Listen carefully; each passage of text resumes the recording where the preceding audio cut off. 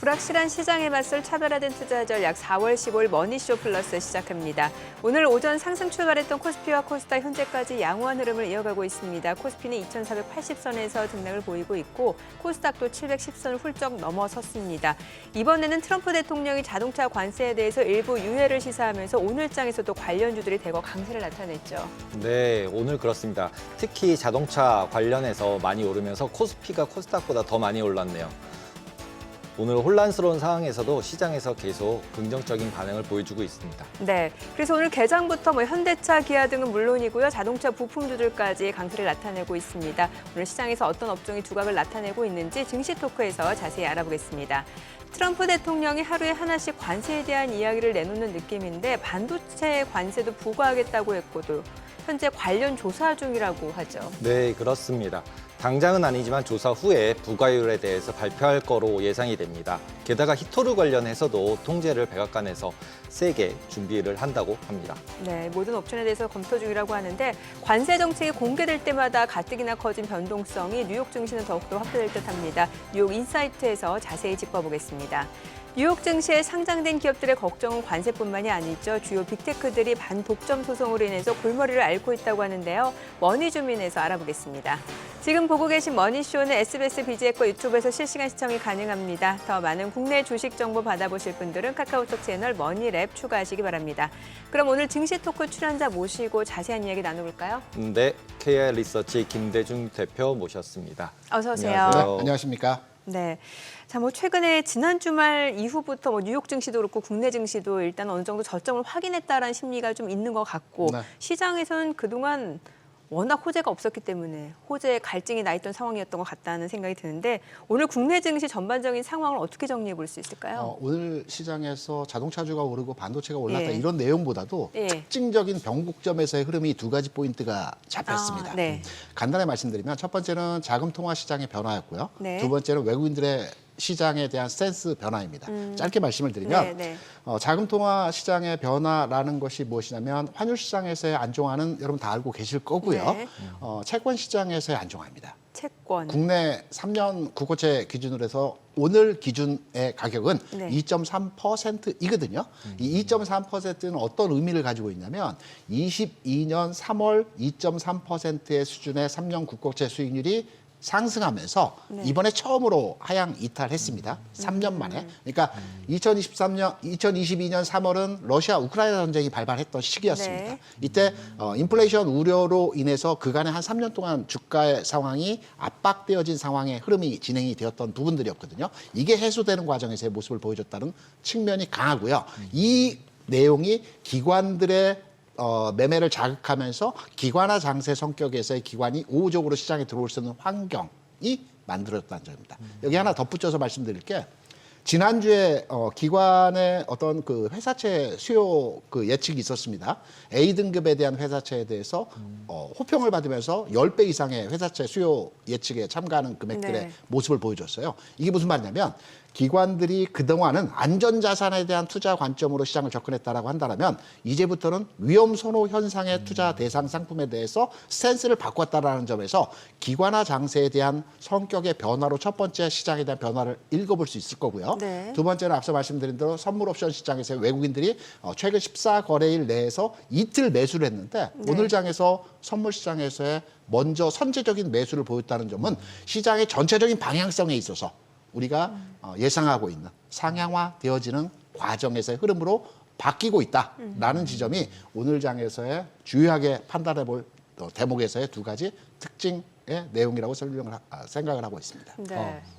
그러면은 지금 전체적으로 오르거나 내리는 부분에 있어서 한국 주식 같은 경우는 지금 말씀하신 채권이나 환율이나 네. 이쪽에서 큰 그림이 바뀌어가면서 참여자가 기관 쪽으로 넘어가고 있다고 봐도 될까요? 그렇죠. 기관화 장세라는 말씀을 제가 드렸는데 기관화 장세의 성격과 특징을 간단하게 말씀을 드리면 외국인 투자자들은 시총 상위 범위 내에서 4-5개 종목들 위주로 매매를 하지 않습니까? 네. 그런데 기관들은 바스켓에 걸려있는 종목 위주로의 매매를 하기 때문에 그 바스켓에 걸려있는 종목들이 굉장히 많습니다. 특히 반도체 같은 경우는 소부장 종목을 주로 공략을 하고요. 자동차 같은 경우는 부품주, 그리고 전기전자 같은 경우에는 PCB나 관련한 OLED 관련 종목들을 사게 됩니다. 이 종목들의 공통점이 무엇이냐면 개인이 많이 투자하는 종목이거든요. 그러면 앞으로의 시장의 상황의 성격은 지수가 그렇게 상승하지 못하더라도, 그러니까 마이너스 뭐 10% 내에서 움직임이 진행되더라도 상승 종목이 많아지는 형태에서의 시장 흐름이 전개될 가능성이 있다. 이게 기관화 장세의 특징적 내용입니다. 그래서 앞으로 시장은 지수가 올라가는 상승의 장을 우리가 판단하기보다는 종목의 상승이 이루어지는 수익률 게임이 진행되는 장이기 때문에 기대를 이번 주, 다음 주 당분간의 영역에서는 하셔도 될 것으로 저는 개인적으로 생각하고 있습니다. 기관화 장세라는 게 저는 주식 비중이 늘어난다 이런 거의 기관화가 아니라 개별 종목 게임을 하는 기관이 많아지는 상태가 된다는 거네요. 그럼 이제 시장은 지수는 변동이 별로 없더라도 개별 종목들이 더 기관들이 이제 수익률 게임을 하다 보니까 네. 개인들이 많이 사거나 파는 종목들을 가지고 기관들이 크게 움직이면서 이제 수익을 상대방보다 더 잘 낼 수 있게 매매를 하는 그런 타이밍이 이제 기관화 장세라고 봐야 되는 건가요? 그렇죠. 수익률 게임의 장이라고도 보통 얘기를 수익률 하죠. 게임장으로 바뀌는 거다. 네, 맞습니다. 그러면 사실 이게 개인 투자자 입장에서는 이게 뭔가 좀 타이밍 잡는 게 쉽지가 않을 수도 있겠네요. 왜냐하면 이게 뭔가 이렇게 퐁당퐁당 종목별 이런 수익률 게임이라고 하면은 이 시장에서 뭔가 기관들이 사들이고 있는 종목들을 잘 찾아낸다라고 하면은 수익률을 높일 수 있겠습니다만 네. 그렇지 않으면 상대적으로 소화될 수밖에 없는 장일 수도 있는 거잖아요. 그간에는 그렇게 움직였죠. 그간에는 그동안에는 조선이 움직이면 네. 뭐 다른 섹터에서의 반작용하는 종목들은 못 움직이고 네네. 뭐 바이오가 움직이면 이차전지는 하락하고 이런 예, 형태에서의 퐁당퐁당 장이 많이 이루어졌는데 예. 앞으로 이 장은 기관화 장세에서의 성격은 스펙트럼이 넓다는 말씀을 드렸죠. 기관이 운용하는 종목들은 이 펀드에 담아져 있는 종목들의 수가 일반적인 형태의 수보다도 훨씬 많기 때문에 종목 간의 퐁당퐁당의 흐름의 성격보다는 하나의 섹터가 크게 움직이는 형태에서 종목들이 다 같이 가는 이러한 형태의 모습들이 많이 그려지죠. 그럼 퐁당퐁당 하면 안 되는 거네요. 지금까지는 퐁당퐁당이었는데 지금은 기관이 사기 시작했으면 쭉 살 수 있다라고 봐야 되는 건가요? 그렇죠. 투자 패턴의 성격에 있어서도 그간에 우리가 가져왔던 투자 습관을 바꿔야 되는 시장의 흐름으로 바뀌고 있다는 거죠. 그러면 기관이 어떤 종목들을 포트폴리오에 담고 있는지 그걸 좀 알아야 되는 거예요? 어떻게 해야 되는 거예요? 우리가 말하는 보통 옐로우칩이라고 과거에는 평가를 옐로우칩? 했습니다. 예. 우리 핵심 우량주라고 얘기를 하고요. 블루칩이라고 예. 하죠. 이 예. 종목들은. 그리고 그 다음 단계에 있는 대형주의 우량주를 옐로우칩이라고 하는데 예전에 저가 대형주라고 하는데 이제 가격의 변화가 있었기 때문에 이제 가격적으로는 올라와 있는데 앞서 말씀드렸죠. 네. 자동차를 산다 하면 부품주가 좀 더 강하고요. 반도체를 산다 한다면 소부장이 좀 더 강하고요. 네. 흐름의 성격에 있어서 투탑 종목의 완성차 반도체 흐름보다는 그 하단에 있는 종목들의 흐름들이 좀 더 강화된 움직임에서의 모습들을 보여줄 가능성이 크다라고 생각을 합니다. 그러면은 2차 전지 같은 경우는 LG 엔솔 같이 제일 큰 거 말고 그 밑에 다른 조그만 부품들을 더 열심히 쳐다봐야 되는 건가요? 2차 전지는 성격이 좀 다릅니다. 성격이 소재, 걔는 소재주? 또 다른가요? 왜냐하면 2차 전지는 전체적으로 볼 때 캐전 캐펙스가 그간의 주가에서의 제한적 움직임을 보여줄 수 있는 제한 요인이었거든요. 네. 이 캐전 캐펙스가 완화되고 있어요. 그래서 저는 개인적으로 2차 전지 업종에 대해서 현 시점에서의 투자 관점의 진행이 필요한 시점이라고 생각을 하고 있는데요. 왜 그러하냐면 우리가 이제 캐즘이라고 하는 것은 극복 과정에서 우리가 시그널로 알아볼 수 있는 게 해외 수주입니다.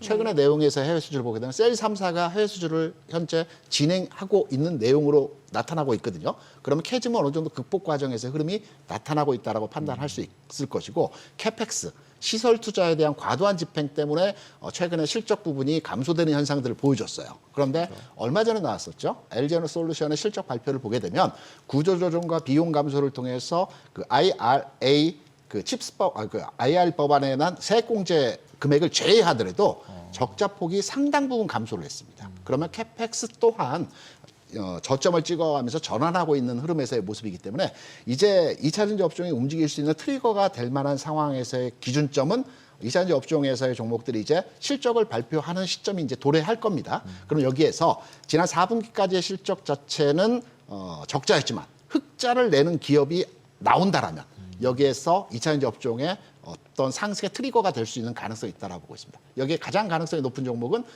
에코프로비엠이 흑자를 낼 가능성이 있다라고 시장에서는 평가를 하고 있습니다. 아니 오늘 보니까 그 두산 로보틱스가 한 9% 지금 올라가더라고요. 사실 오전장부터 네. 흐름이 좋았고 저는 이제 로봇주 대장주 하면 레인보우 로보틱스인 줄 알았는데 그렇죠. 오늘은 단연 두산 로보틱스였단 말이죠. 두산의 상승 폭이 컸고요. 개별 상승폭이. 이슈가 있었기 때문에. 근데 이게 보니까 또 이게 정책 테마주, 정치인 테마주로도 엮여요. 지금 이재명 후보가 네. 그 예비 후보죠, 예비 후보. AI 산업에 100조 원 투자하겠다라고 했고 또 퓨리오사 AI에 방문했다고 하니까 이게 그래서 뭔가 피지컬 AI 하면 또 로봇이잖아요. 그렇죠. 예, 그러니까 이쪽에 대해서 좀 매기가 쏠린 게 아닌가라는 생각이 들거든요. 화면에 나오네요. 로봇과 AI 소프트웨어는 연동된 네. 내용에서의 예. 재료적 가치가 접근이 예, 됩니다.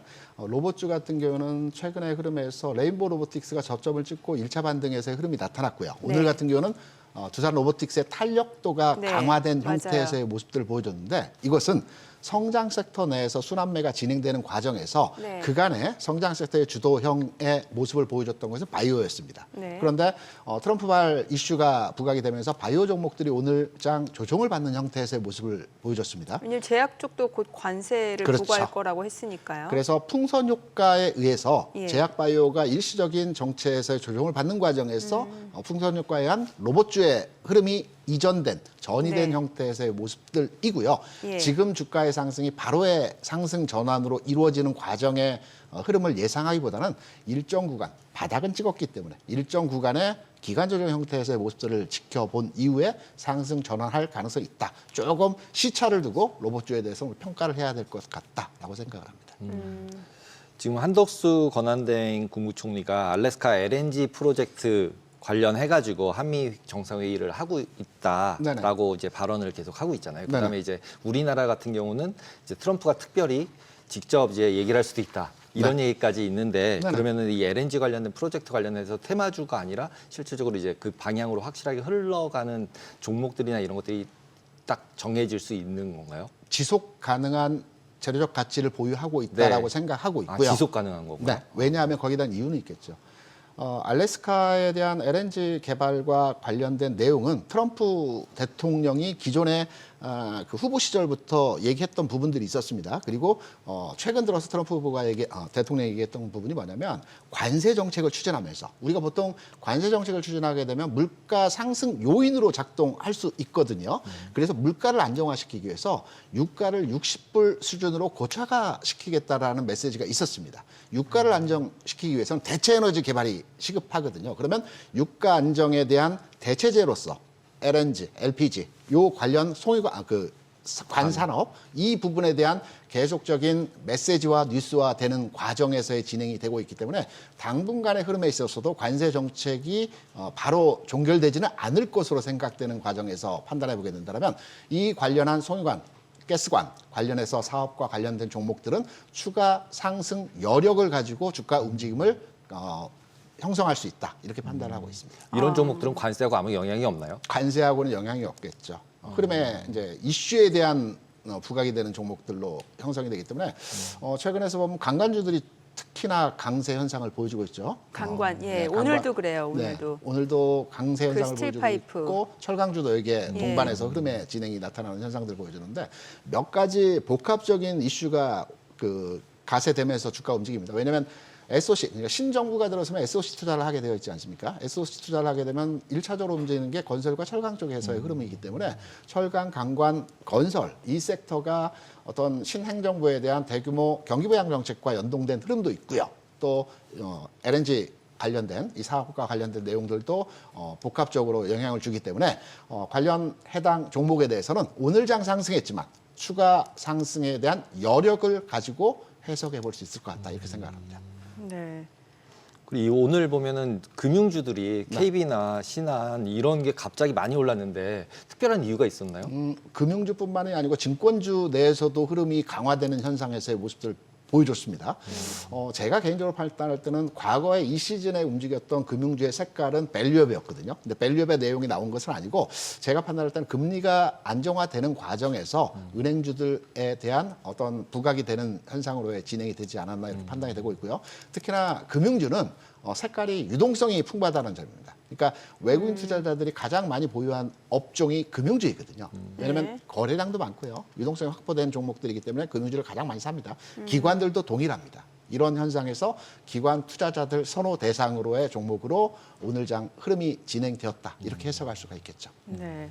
그리고 뭔가 좀 이러한 이슈가 있으면은 또 통신주도 갈 수도 있을 것 같은데 그 아이온큐 회장하고 SK텔레콤 그 대표하고 만난다는 얘기가 있잖아요. 네, 근데 얼핏 들은 것 주가는 크게 화답하지 않는 느낌이에요. 만난다. 우리가 왜 만났는지를 판단을 해봐야 되겠다. 어떤 그 사업적 이슈를 가지고 만나는 내용을 협력 방안을 논의할 것으로 전망이 된다. 이렇게는 나와요. 만난다라는 메시지가 나왔고 실제 만났을 때는 움직임이 나타날 수 있겠죠. 17일 만나는데요. 네, 그러면 한 15일쯤에가 어떤 주가의 방향성의 전환을 나타낼 수 있는 그러니까 흐름이 그 아이온큐 되겠죠. 회장이 이제 우리나라에 오게 되는 거예요. 그래서 이제 세계 양자날을 맞아서 네네. 네, 우리나라 이제 양자 컴퓨팅 관련주 하면 사실 통신주 말고는 없잖아요. 아이온큐 우리가 너무 대주주여서 오는 거 아닌가요? 우리나라가 너무 많이 사서.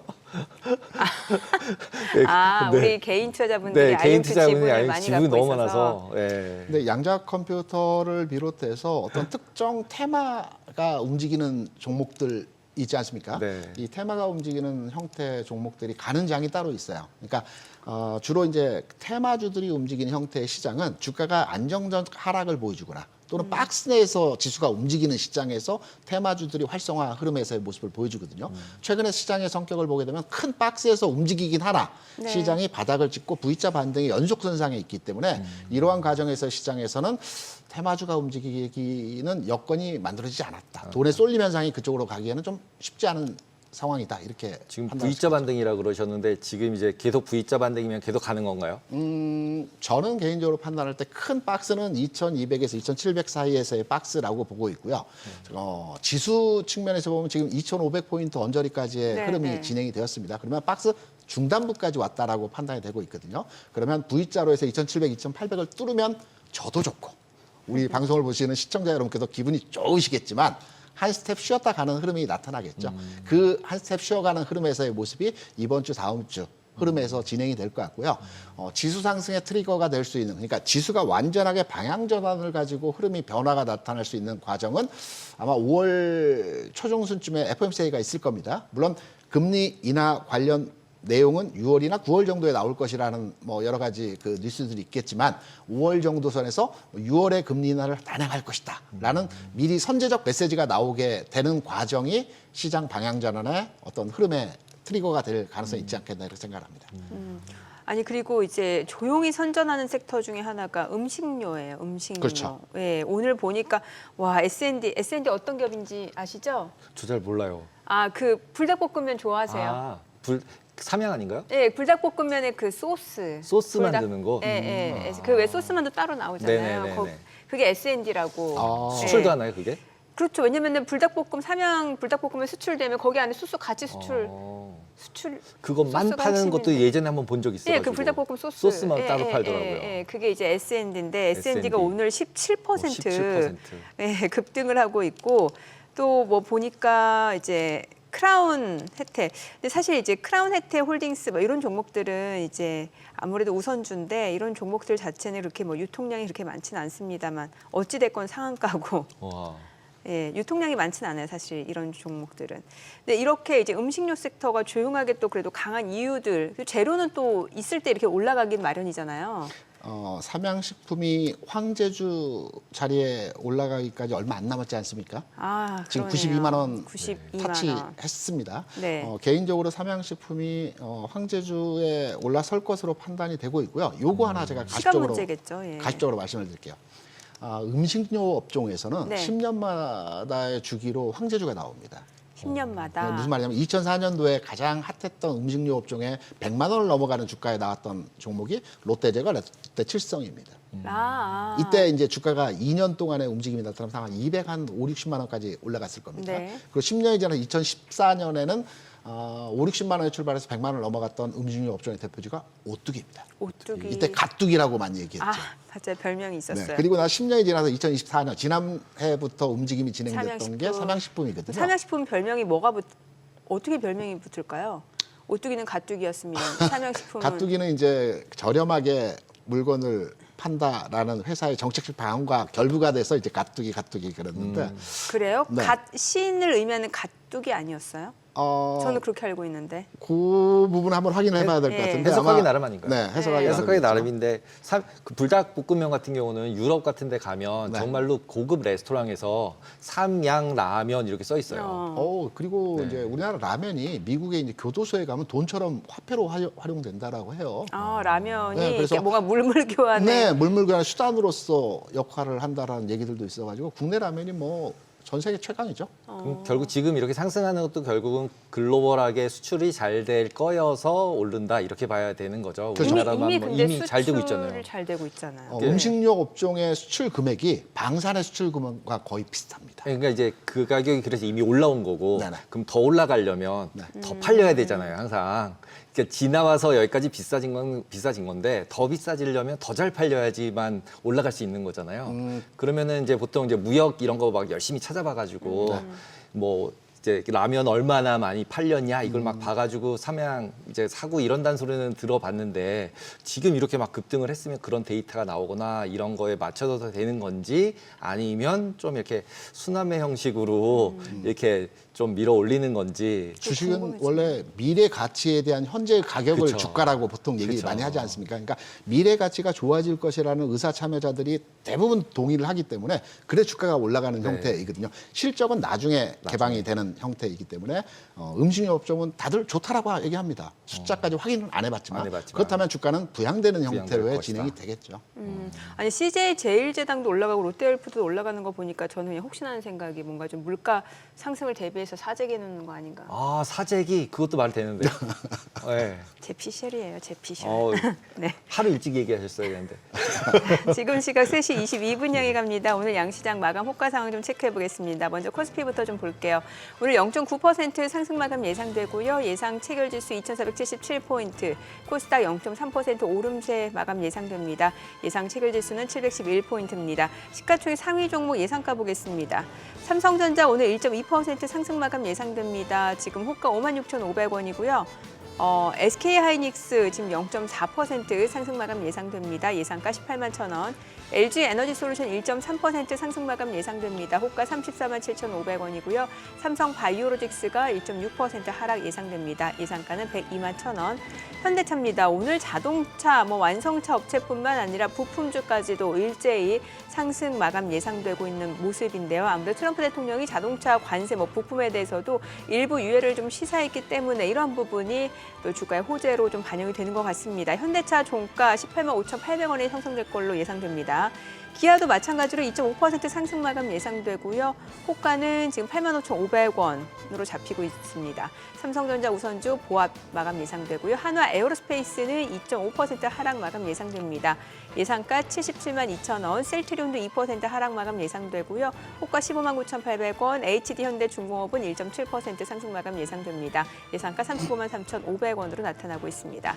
코스닥 시가총액 상위 종목 예상가 확인해 보겠습니다. 알테오젠 오늘 1.68% 하락 마감 예상됩니다. 지금 호가 38만 500원, 에코프로비엠 1.9% 내림세가 예상되고요.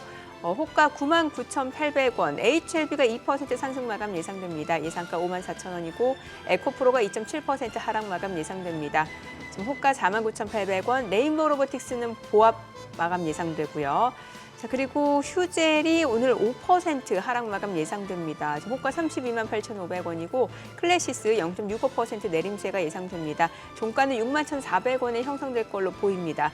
미가캔바이오도 1.5% 하락 마감 예상되고요. 파마리서치는 1% 오름세가 예상됩니다. 종가 37만 원에 형성될 걸로 보이고요. 코오롱티슈진 2.9% 상승 마감 예상됩니다. 호가 47,500원으로 집계가 됩니다. 자, 이제 마감까지 한 5분여가량 남았는데요. 오늘은 어제는 사실 코스닥 쪽 흐름이 좀 더 좋았던 것 같은데 오늘은 자동차 섹터 때문에 네. 아무래도 코스피가 좋네요. 더 좋습니다. 예. 네.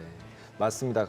자동차 섹터는 결국은 또 트럼프의 입에서 나왔죠. 그렇죠. 그래서 결국은 지금 현재 아까 말씀해 주신 것처럼 기관화 장세가 되면서 더 오히려 외국인까지 가세가 되면 우리나라 증시가 오히려 미국보다도 네. 더 상승할 가능성이 있지 않을까라는 생각도 드네요. 그리고 오늘 수급적으로 아까 보니까 외국인이 또 오랜만에 선물에서도 대규모로 매수하더라고요. 네. 예, 이것도 또 수급적으로 봤을 때도 긍정적이잖아요. 그렇죠. 선물 네. 사고 내일은 현물 사고 이럴 수도 있으니까요. 네, 네. 오늘 시장 전반적으로 어떻게 보셨나요? 기관의 장세 잠깐 재언급을 네네, 해주셨는데 네. 오늘 거래소 기준으로 해서 상승 하락 종목을 보게 되면 720개가 상승하고 한 170개가 하락을 했어요. 그러니까 예. 지수 20포인트 상승, 물론 큰 폭의 상승이긴 하나 과거에 20포인트가 상승했을 때의 시장 분위기와 오늘 20포인트의 상승의 흐름을 분위기 보면 오늘이 월등하게 시장에서의 모습은 좋은 장이거든요. 이게 기관화 장세 성격에서의 흐름이고요. 그리고 파생 근데 이게 시장의 상승하는 종목 수가 더 많은 거예요?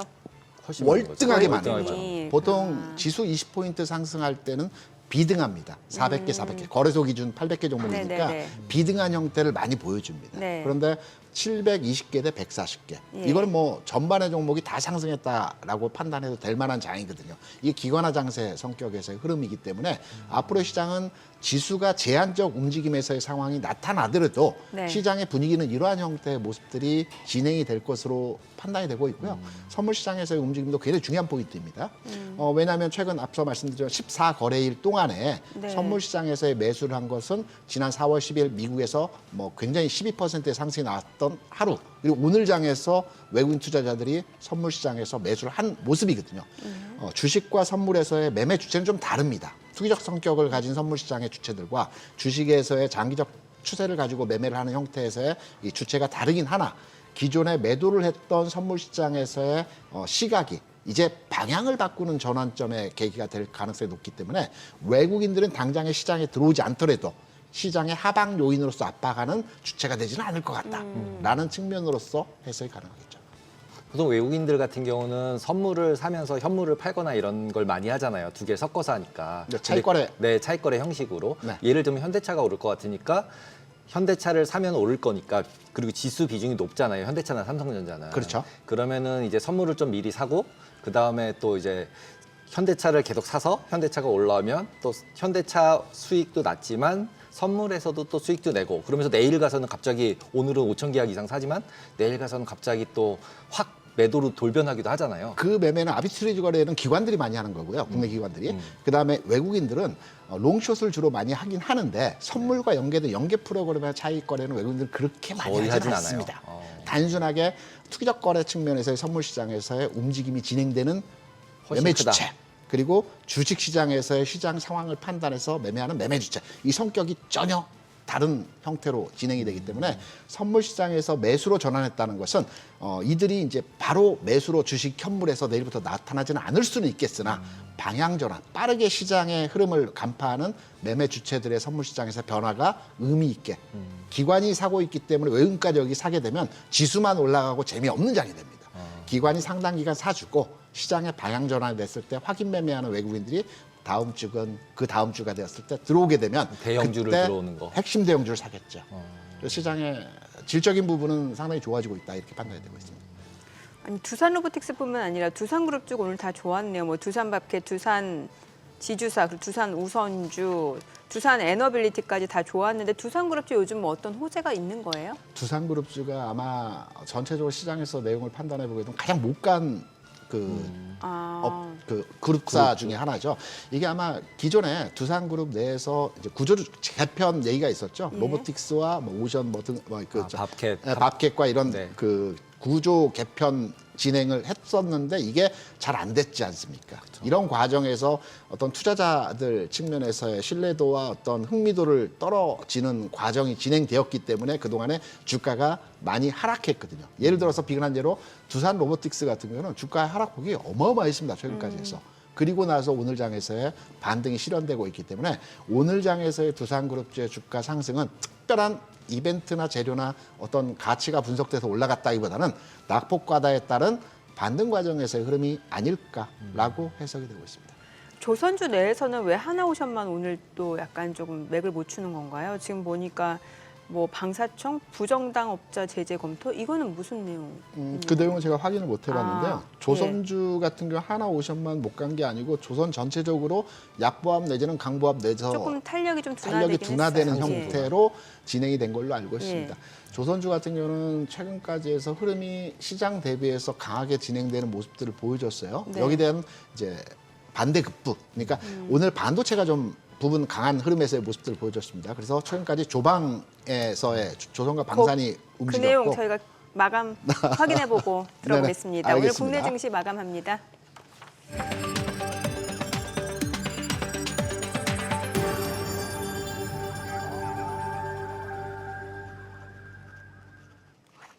네, 4월 15일 화요일 국내 증시 마감했습니다. 오늘 오전장에서도 시장 흐름 나쁘지 않았는데 이제 오후 들어서 특히 이제 유가증권 시장 쪽으로 더욱더 매수세가 유입되면서 조금 더 탄력적으로 오름세가 이어지는 모습이었고요. 특히나 자동차를 중심으로 순매수세가 유입되면서 시장 상승을 이끌었습니다. 아무래도 트럼프 대통령의 관세 정책에 대한 발언 때문에 또 이런 섹터들이 많은 영향을 받는 모습이 아니었나 싶은데요. 오늘 양시장 마감 지수부터 좀 체크해 보겠습니다. 먼저 코스피부터 좀 볼게요. 오늘 코스피가 지금 0.8% 상승 마감했습니다. 2,477포인트, 코스닥 0.4% 올랐습니다. 711포인트입니다. 양시장 상승 마감이고요. 시가총액 상위 종목 마감가 보겠습니다. 삼성전자 오늘 상승했습니다. 0.7% 올랐네요. 56,600원. SK하이닉스 0.2% 소폭 상승에 그쳤습니다. 종가는 186,600원. LG에너지솔루션 0.58% 상승했습니다. 345,000원. 삼성바이오로직스는 좀 떨어졌네요. 134,000원이고요. 현대차가 많이 올랐습니다. 4% 넘게 올랐네요. 187,000원에 거래를 마쳤고요. 기아도 3.6% 상승했습니다. 종가는 85,800원, 삼성전자 우선주 소폭 올랐고요. 하나 에어로스페이스가 2.6% 하락했습니다. 종가 77만 1,000원이고 셀트리온 2% 하락했습니다. 15만 9,800원에 거래를 마쳤고요. HD 현대중공업 1.7% 상승했습니다. 종가는 35만 3,500원. 코스닥 시가총액 상위 종목 마감가 보겠습니다. 알테오젠 오늘 1.8% 하락했습니다. 나흘 만에 지금 하락으로 전환이 됐고요. 종가는 38만 원. 에코프로비엠 1.7% 떨어졌습니다. 종가 10만 원이었고요. HLB가 2.4% 상승했습니다. 마감가 54,100원, 에코프로 2.7% 하락했습니다. 종가 49,800원. 레인보우 로보틱스가 강보합권으로 종가는 28만 4,500원.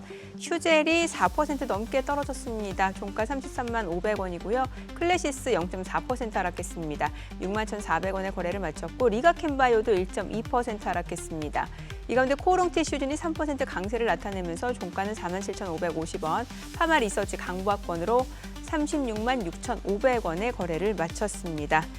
자, 오늘 양시장 수급 상황도 체크해 보겠습니다. 오늘 유가증권 시장에서는 기관 투자자를 중심으로 순매수세가 유입됐습니다. 1,828억 원 매수 우위, 개인과 외국인은 각각 1,490억 원, 1,177억 원 순매도를 나타냈고요. 코스닥에서는 개인 투자자가 1,191억 원 매수 우위, 외국인과 기관은 각각 700억 원, 412억 원 순매도를 나타냈습니다. 그리고 외국인 오늘 선물에서 6,400개억 넘게 순매수를 보여줬습니다. 자, 환율 좀 보겠습니다. 달러 환율, 지금 달러 인덱스가 100 아래로 내려온 상황인데 오늘 달러 환율은 1원 40전 상승한 1,425원 50전에 마감이 됐습니다. 아니 달러 인덱스는 좀 떨어졌는데 왜 달러 환율은 올라갔죠? 그래도 1,420원이면은 되게 좋지 않나요? 다행인 것 같은. 이 정도에서 막아주고 있는 게. 이제 진짜 1,400원이 뉴 노말이 맞나 보네요. 네, 여기서 더 막 급등하지 않고 사람들이 보통 이제 1,400원 됐으면 이제 원화를 그러니까 달러를 사야 되지 않을까라고들 많이 얘기를 해서 이제 어느 정도 위로 올라갈지 않을까 그랬는데 많이 안 올라가는 걸 보면 지금 아까 말씀하신 것처럼 이제 외국인이나 이런 부분에서 이제 원화 쪽으로 좀 원화를 바이하는 외국인이 생길지도 모르겠다 이런 생각도 약간은 드네요. 그래서 상승폭이 적어서 오히려. 이제 1,300원 시대는 안 오는 거예요? 오겠죠. 언젠간. 언젠지를 몰라서 그렇지. 네. 언젠가. 언젠간. 멀지 트럼프도 않은- 맨날 언젠간 그러잖아요. 멀지 않은 시점에 올 것 같아요. 아, 그래요? 왜냐하면 네. 이제 균형 환율이라고 하는 네, 게 네. 있습니다. 뭐냐면 예. 달러 인덱스 조금 전에 말씀 예, 주셨죠. 예. 99.7 정도 하는데 예. 최근에 110에서 쭉 내려왔거든요. 맞아요. 예. 그러면 최근에 원달러가 여기에 연동하지는 않았습니다. 네네. 우리가 균형 환율이라고 하는 것이 달러 인덱스와 유로와 엔화 등등의 각종 그 이종통화 대비해서 우리의 환율이 어느 정도 수준인가 평균 가치를 내는 게 균형 환율이라고 네. 하는데 그동안 원화가 너무 약했잖아요. 이게 이제 1,320원, 30원이 예. 균형 환율입니다. 그러니까 균형 환율로 가는 과정이고요. 예. 우리가 이제 가치가 지금까지 높았던 이유는 세 가지가 있는데 첫 번째는 정치적 불안정 요소였고요. 이건 달러 어느 환율이 정도 높았던 이유가 네, 해소되고 있고요. 예. 두 번째는 우리가 미국에 비해 선제적 금리 인하를 했지 않습니까? 지난 2월에. 그래서 당연히 달러 상승의 요인이 됐고요. 세 번째는 우리 추경을 또 해야 되는 부분들이 있어요. 네. 그러니까 유통시장에서의 자금이 넓히 이제 뿌려지기 때문에 그 부분들이 이제 하락의 제한적인 요소였는데 네. 이제 그 내용들이 이제 걷어지고 있어요. 네. 그러면 균형 환율 수준이라고 볼 수 있는 1,300원 초반 중반 여기까지 가는 과정은 앞으로 계속해서 이제 하향화하는 형태로 진행될 것 같습니다. 근데 보통 이제 환율 같은 경우 지금 패러다임이 좀 바뀌었다 이렇게 얘기하는 이유가 네. 트럼프가 이제 온쇼링이라 그래서 자꾸 미국에다가 공장 세우라는 거잖아요. 리쇼링이요. 예, 네. 리쇼링 해야 되니까 그들의 입장에서 그렇죠. 그러면은 실질적으로 우리나라에서 환율이 내려가려면 원화가 강세가 되려면 수출이 많이 돼야 되잖아요. 그렇죠. 아니면 외국에 있는 자본이 우리나라에 들어오든가. 그렇죠. 그렇죠? 근데 외국 자본은 들어오고 안 들어오고는 잘 모르겠지만 네. 수출한 돈이 밖으로 자꾸 나가야 되는 상황이잖아요. 대기업 기준으로 보면. 네. 그러면은 실제로 수급 부분이 다 바뀐 거 아닌가요? 그래서 트럼프- 과거의 균형 환율이 1,320원이었다 하더라도 지금 같이 바뀐 세상에서 돈을 벌면은 미국에다가 도로 넣어서 공장을 지어야 되는 현대차, 삼성전자, 뭐 SK온 뭐 다 거기다 지으면 뭐 힘들고 그다음에 조선 같은 경우도 거꾸로 생각을 해보면 이제 배를 지어서 수입해 와야 되는데 그걸 이제 뭐 아시다시피 포워드나 그러니까 선물이나 이런 걸 다 해지를 하잖아요. 그럼 보통 그게 다 이미 다 반영이 다 돼버리거든요, 수급에서. 그러면은 좀 수급이 다 바뀐 거 아닌가? 과거에는 1,320원, 30원이었지 모르겠지만 조금 이제 그까지 가기는 조금 어렵지 않나? 수출하는 에서 들어올 돈이 너무 적어서. 제가 보는 건 좀 약간 다른데요. 네. 트럼프의 리쇼링은 해외 기업에 대해서 미국의 기업을 지으라는 얘기가 아니고 미국 기업이 해외에 나갔던 공장을 미국으로 돌아오라는 정책이거든요. 그래서 제조업을 살리겠다는 겁니다. 특히나 그래서 미국에서 이전에 그 관세 정책이 추진될 때 주가 많이 빠졌던 게 나이키 같은 경우거든요. 인도네시아 공장이 다 있거든요. 애플 같은 회사들. 이런 회사들이 이제 미국에 왜 공장을 지었기 때문에 니들 공장 다 국내로 가져와. 그래서 제조업을 살리자라는 취지에서의 목적이기 때문에 이 부분이 국내 원달러 환율에 대한 영향력을 미국에 계속 투자를 하기 때문에 가치가 미국으로 집중해야 된다. 이 부분으로 해석하는 것은 일부는 제 관점에서는 맞고 또 아닌 부분은 또 다르다라고 생각을 하고 있습니다. 수급상은 좀 다를 수 있다. 네. 알겠습니다. 네. 앞서 저희가 이제 네. 조선주. 말을 좀 마무리를 다 못 지었어요. 네. 그 조선주 얘기 마무리를 좀 줘야 될 것 같은데. 제일 중요하죠. 예. 오늘 얘기한 거의 가장 예. 핵심 그러니까요. 업종이라고 네, 볼 수 있는 예, 조선 조선주. 방산이죠. 예. 최근까지 해서 시장에서 가장 강한 섹터라고 볼 수 있고요. 저는 개인적으로 조선주 같은 경우에는 여전히 살아있다라고 보고 있어요. 그러니까 우리가 조선주를 투자하는 측면에서 보면 막 올라갈 때 관심 갖고 봤는데 내일부터 조정을 받아요. 그리고 관심을 안 뒀는데 일정 시점 지나고 보니까 주가가 이만큼 올라가 있어요. 네. 조선주는 주가 패턴에서의 흐름이 네. 계단식 상승입니다. 그러니까 한 번 상승하고 옆으로 눕고 한 번 상승하고 옆으로 눕고 이런 과정에서의 진행이 나타나는 거거든요. 오늘 첫 번째 조정 과정에서의 흐름이 나타났습니다. 그러면 당장의 흐름에서의 주가 상향화를 기대하기보다는 한 일주일 정도의 흐름에서 오르내림 과정이 현재 구간에서 진행이 될 것 같습니다. 그래서 시차를 두고 관심권을 가져가시면 될 것 같고요. 방산주가 문제입니다. 방산주.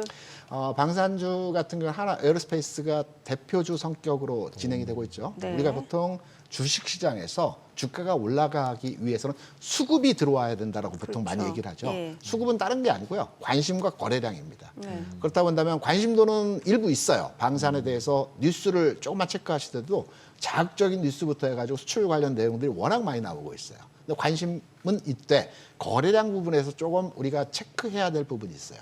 오늘 하나 에어로스페이스의 거래량과 어제 거래량을 판단해 보게 되면 한 20-30만 주 거래 수준이 유지된 걸로 알고 있어요. 그게 고가를 돌파하고 움직임이 진행되는 과정에서. 그러면 지난주 거래량 상황, 주가 막 치고 올라갈 때 거래량은 40만 주, 50만 주였어요. 이게 무슨 말이냐면 관심은 이때 거래량이 떨어지고 있다는 측면이거든요. 그러면 오늘 방산주들이 전반의 흐름에 있어 조정을 받았습니다. 그렇다면 수급이 부분 이탈하고 있지 않나라고도 해석이 되는 부분이기 때문에 방산주에 대해서는 좀 더 지켜보는 흐름으로 대응이 필요한 자리가 아닐까 이렇게 생각합니다. 그럼 조선 같은 경우는 아까 이제 계단식으로 올라간다고 하셨는데 네네. 보통 이 옆으로 쭉 가는 기간이 네. 올라가는 기간은 보통은 짧고 옆으로 가는 기간이 길잖아요. 그렇죠. 그러면 이 올라간 게 좀 많이 올라왔잖아요. 최근에 네네. 거의 20, 30 이상 많이 올라왔는데 그럼 옆으로 가면 얼마나 보통 일반적으로 조정을 가나요? 롱텀하게 한 템포가 갔을 때는 한 6개월 정도가 흐름이 진행되는 경우가 있고요. 지금과 같이 상승 추세 곡선상에서 쉴 때는 보통 한 열흘. 일주일 반 정도 쉬고 나서 재상승 나오고 꼭지 찍고 쉴 때는 한 6개월 정도 쉬더라고요. 그러면 열흘 이상 지났는데도 못 오른다. 그러면 6개월 동안 쉬어야 되는 거네요. 그렇죠. 열흘까지 올 필요 없어서 일주일 정도 주가 안 움직이면 이 종목은 좀 더 흐름을 좀 보수적으로 판단해야 되지 않겠나 이렇게 판단하셔야 될 것 같습니다. 그 트럼프 관세 정책하면은 또 빼놓을 수 없는 종목들 중에 하나가 이제 종합상사. 네. 뭐 LX 인터내셔널, 포스코 인터내셔널 이게 우리가 쉽게 생각하면은 뭔가 물품을 이제 구매해서 판매하는 그런 이제 그렇죠. 위탁 물류 이런 사업을 많이 하잖아요. 미생에 나온 대우종합상사가 지금 현재 포스코 인터내셔널이죠. 미생에 나오는 그렇죠. 대우종 네, 맞아요. 맞습니다. 그러면 이게 앞으로 뭐 반사익이 기대된다라는 분석도 있고 실제로 직접적인 영향이 예상된다. 관세에 따른 좀 부정적인 영향은 불가피하다. 이런 분석도 있단 말이죠. 어떻게 보세요? 워렌 버핏이 투자를 정말 잘하는 것 같아요. 얼마 전에 예. 일본 주식에 대한 상사주들을 대규모 매수를 했다라고 하지 않습니까? 예. 국내 시장에서 이 상사주들 움직임도 긍정적으로 진행이 될 것 같아요. 아 그래 오히려 특히 포스코 인터내셔널의 예. 그 주가 흐름에서의 최근 상황을 보게 되면 네. 예사롭지 않은 흐름에서의 모습이 계속 진행되고 있는 형태에서의 모습입니다. 네. 우리 앵커께서도 이제 젊으신데 오래되신 분처럼 상사주라고 표현을 많이 하시더라고요. 요즘에는 상사라고 얘기해요. 나이가 들키신 거 아닌가요? 연식이 있어요. 예, 있어요. 과거에 이제 상사주라고 많이 얘기했죠. 예. 물품을 이제 중개하는 중개 회사인데 이런 상사주들의 흐름도 앞으로의 진행 과정에서 저는 돋보이는 흐름들이 나타날 걸로 판단되는데 일본의 상사주와 우리의 상사주는 좀 성격이 달라요. 우리의 네. 상사주는 가는 종목만 움직이는 성격들이 좀 있습니다. 왜 포스코 인터내셔널 같은 경우 예전에 한참 그 대왕고래주로도 움직이고 뭐 여러 가지 재료가 왜냐면 엮였죠. 쟤네가 여러 사업을 하잖아. 광산도 뭐 광물 사업도 네. 하고. 예. 근데 실제로 제가 알기로는 보통 이런 상사주라고 했던 것들이 대부분 특히 이제 일본 상사주 같은 경우는 버핏이 산 이유가 네. 이제 원자재 때문에 산 그렇죠. 거였었고 히토리우 뭐 원자재 지금 그리고 원자재가 제일 핫한 상황으로 바뀌어가고 있는 것 같거든요. 네. 그래서 이제 그쪽으로 매기가 도는 게 아닌가라는 생각이 살짝 드는데 그럼 우리나라 보통 이런 상사들도 원자재랑 연관성이 굉장히 많나요? 원자재보다는 우크라이나 종전에 대한 기대감으로 움직였죠. 왜냐하면 상사주들이 기존에 러시아, 우크라이나 많이 진출했어요. 네. 여기에서 이제 밀 관련해서 수출입 업무를 했었고요. 또 여기에 원자재 관련해서 수출입 업무를 많이 했었기 때문에 상사주 러시아와 우크라이나 많이 진출해 있고 이게 종전이 되고 재건 관련 이슈가 있을 때는 상사주들 수혜가 일어날 가능성이 높기 때문에 우리나라의 상사주는 종전이 되면 한 발 더 주가가 올라갈 수 있는 현상들을 기대해 볼 수도 있지 않겠나 생각합니다. 종전 관련주군요. 그러면 재건은 아니고 종전 관련주라고 생각을 해야 되겠죠. 저기서 그러면 가는 애들만 간다라고 말씀 주셨으면 어떤 포스코 쪽이- 인터내셔널이 포스- 가장 끼가 탄력적이죠. 많죠. 제일 큰 회사고요. 예. 제가 말씀드려 서울역 앞에 가면 딱 바라보는 게 대우종합상사 건물이지 않습니까? 예전에 예. 제일 끼가 있고 탄력이 좋습니다. 그러네요. 네. 혹시 관심 있게 보는 섹터도 좀 공개를 해주세요. 지금 뭐 기관화 장세라고 했으면은 실질적으로 뭔가 좀 다 같이 올라가는 느낌이 있잖아요. 어느 정도. 남들이 보지 않는 섹터에 대한 흐름들을 제가 보는 관점으로 네네. 이제 설명을 드리면 반도체에서는 소부장을 봐야 되는데 소부장 내에서 소재를 봐야 됩니다. 소재? 소재면 보통 한솔케미칼, 동질세미컴, 솔브레인, 그 TSK 같은 네, 종목들이 네. 몇 종목 안 됩니다. 네. 소재주가 왜 움직이냐면 디램 가격이 최근에 2.5불까지 올라왔죠. 네. 그러면 반도체는 재고하고요. 이제 그 출하 물량으로 이 연동해서 가격을 책정합니다. 재고 부분이 소진됐으면 새로운 물건을 만들어야 됩니다. 그러면 소재주가 움직일 수 있는 여건이 될 수 있기 때문에 반도체 좋아하신다면 소재주에 대한 관심도가 필요하다라고 생각을 합니다. 네. 내일 이제 또 트럼프가 오늘 밤에 또 무슨 얘기를 할 텐데 그렇죠. 지금같이 이런 시장 상하에서 지금처럼 기관화 장세가 됐다고 하면 내일 하루 정도를 예상을 한다면 어떻게 대응을 하고 있는 게 가장 좋을까요? 우리가 이제 권투를 제가 좋아하지는 않지만 계속 맞다 보면 맷집이 생기지 않습니까? 트럼프의 관세 정책도 마찬가지인 것 같아요. 이전에 트럼프가 발표했던 충격파보다는 계속 메시지가 나오면서 시장에서는 여기서 적응하고 있어요. 그러니까 오늘 밤에 어떠한 내용의 관세 정책과 관련된 내용들을 발표할지는 모르겠지만 파격적인 내용이 나오더라도 시장 영향력 자체에서의 흐름은 그렇게 크지 않을 것으로 판단이 되고 있고요. 이러한 그 임팩트 있는 영향력 있는 내용이 나오더라도 빠졌다 다시 올라오는 시장은 그 정도의 체력은 강화됐다라고 판단되기 때문에 무서워할 필요가 없는 시장이다 이렇게 해석할 수도 있겠습니다. 시장도 진화를 하는군요. 그렇죠. 알겠습니다. 오늘 내용 여기까지 듣겠습니다. 네. 잘 들었습니다. 네, 고맙습니다.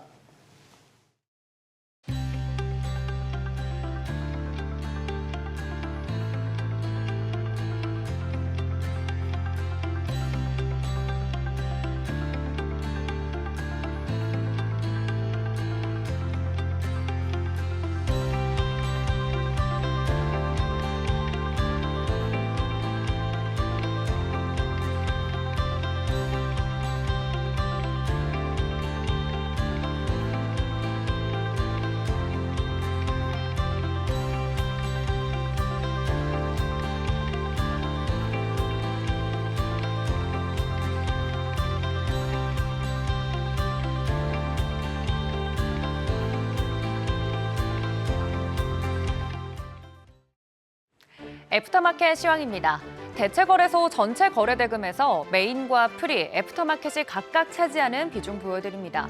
출범 초기에는 한국거래소와 동시에 열리는 메인마켓의 거래가 집중됐지만 최근에는 프리마켓과 애프터마켓으로 거래가 분산되면서 비중이 눈에 띄게 커졌습니다.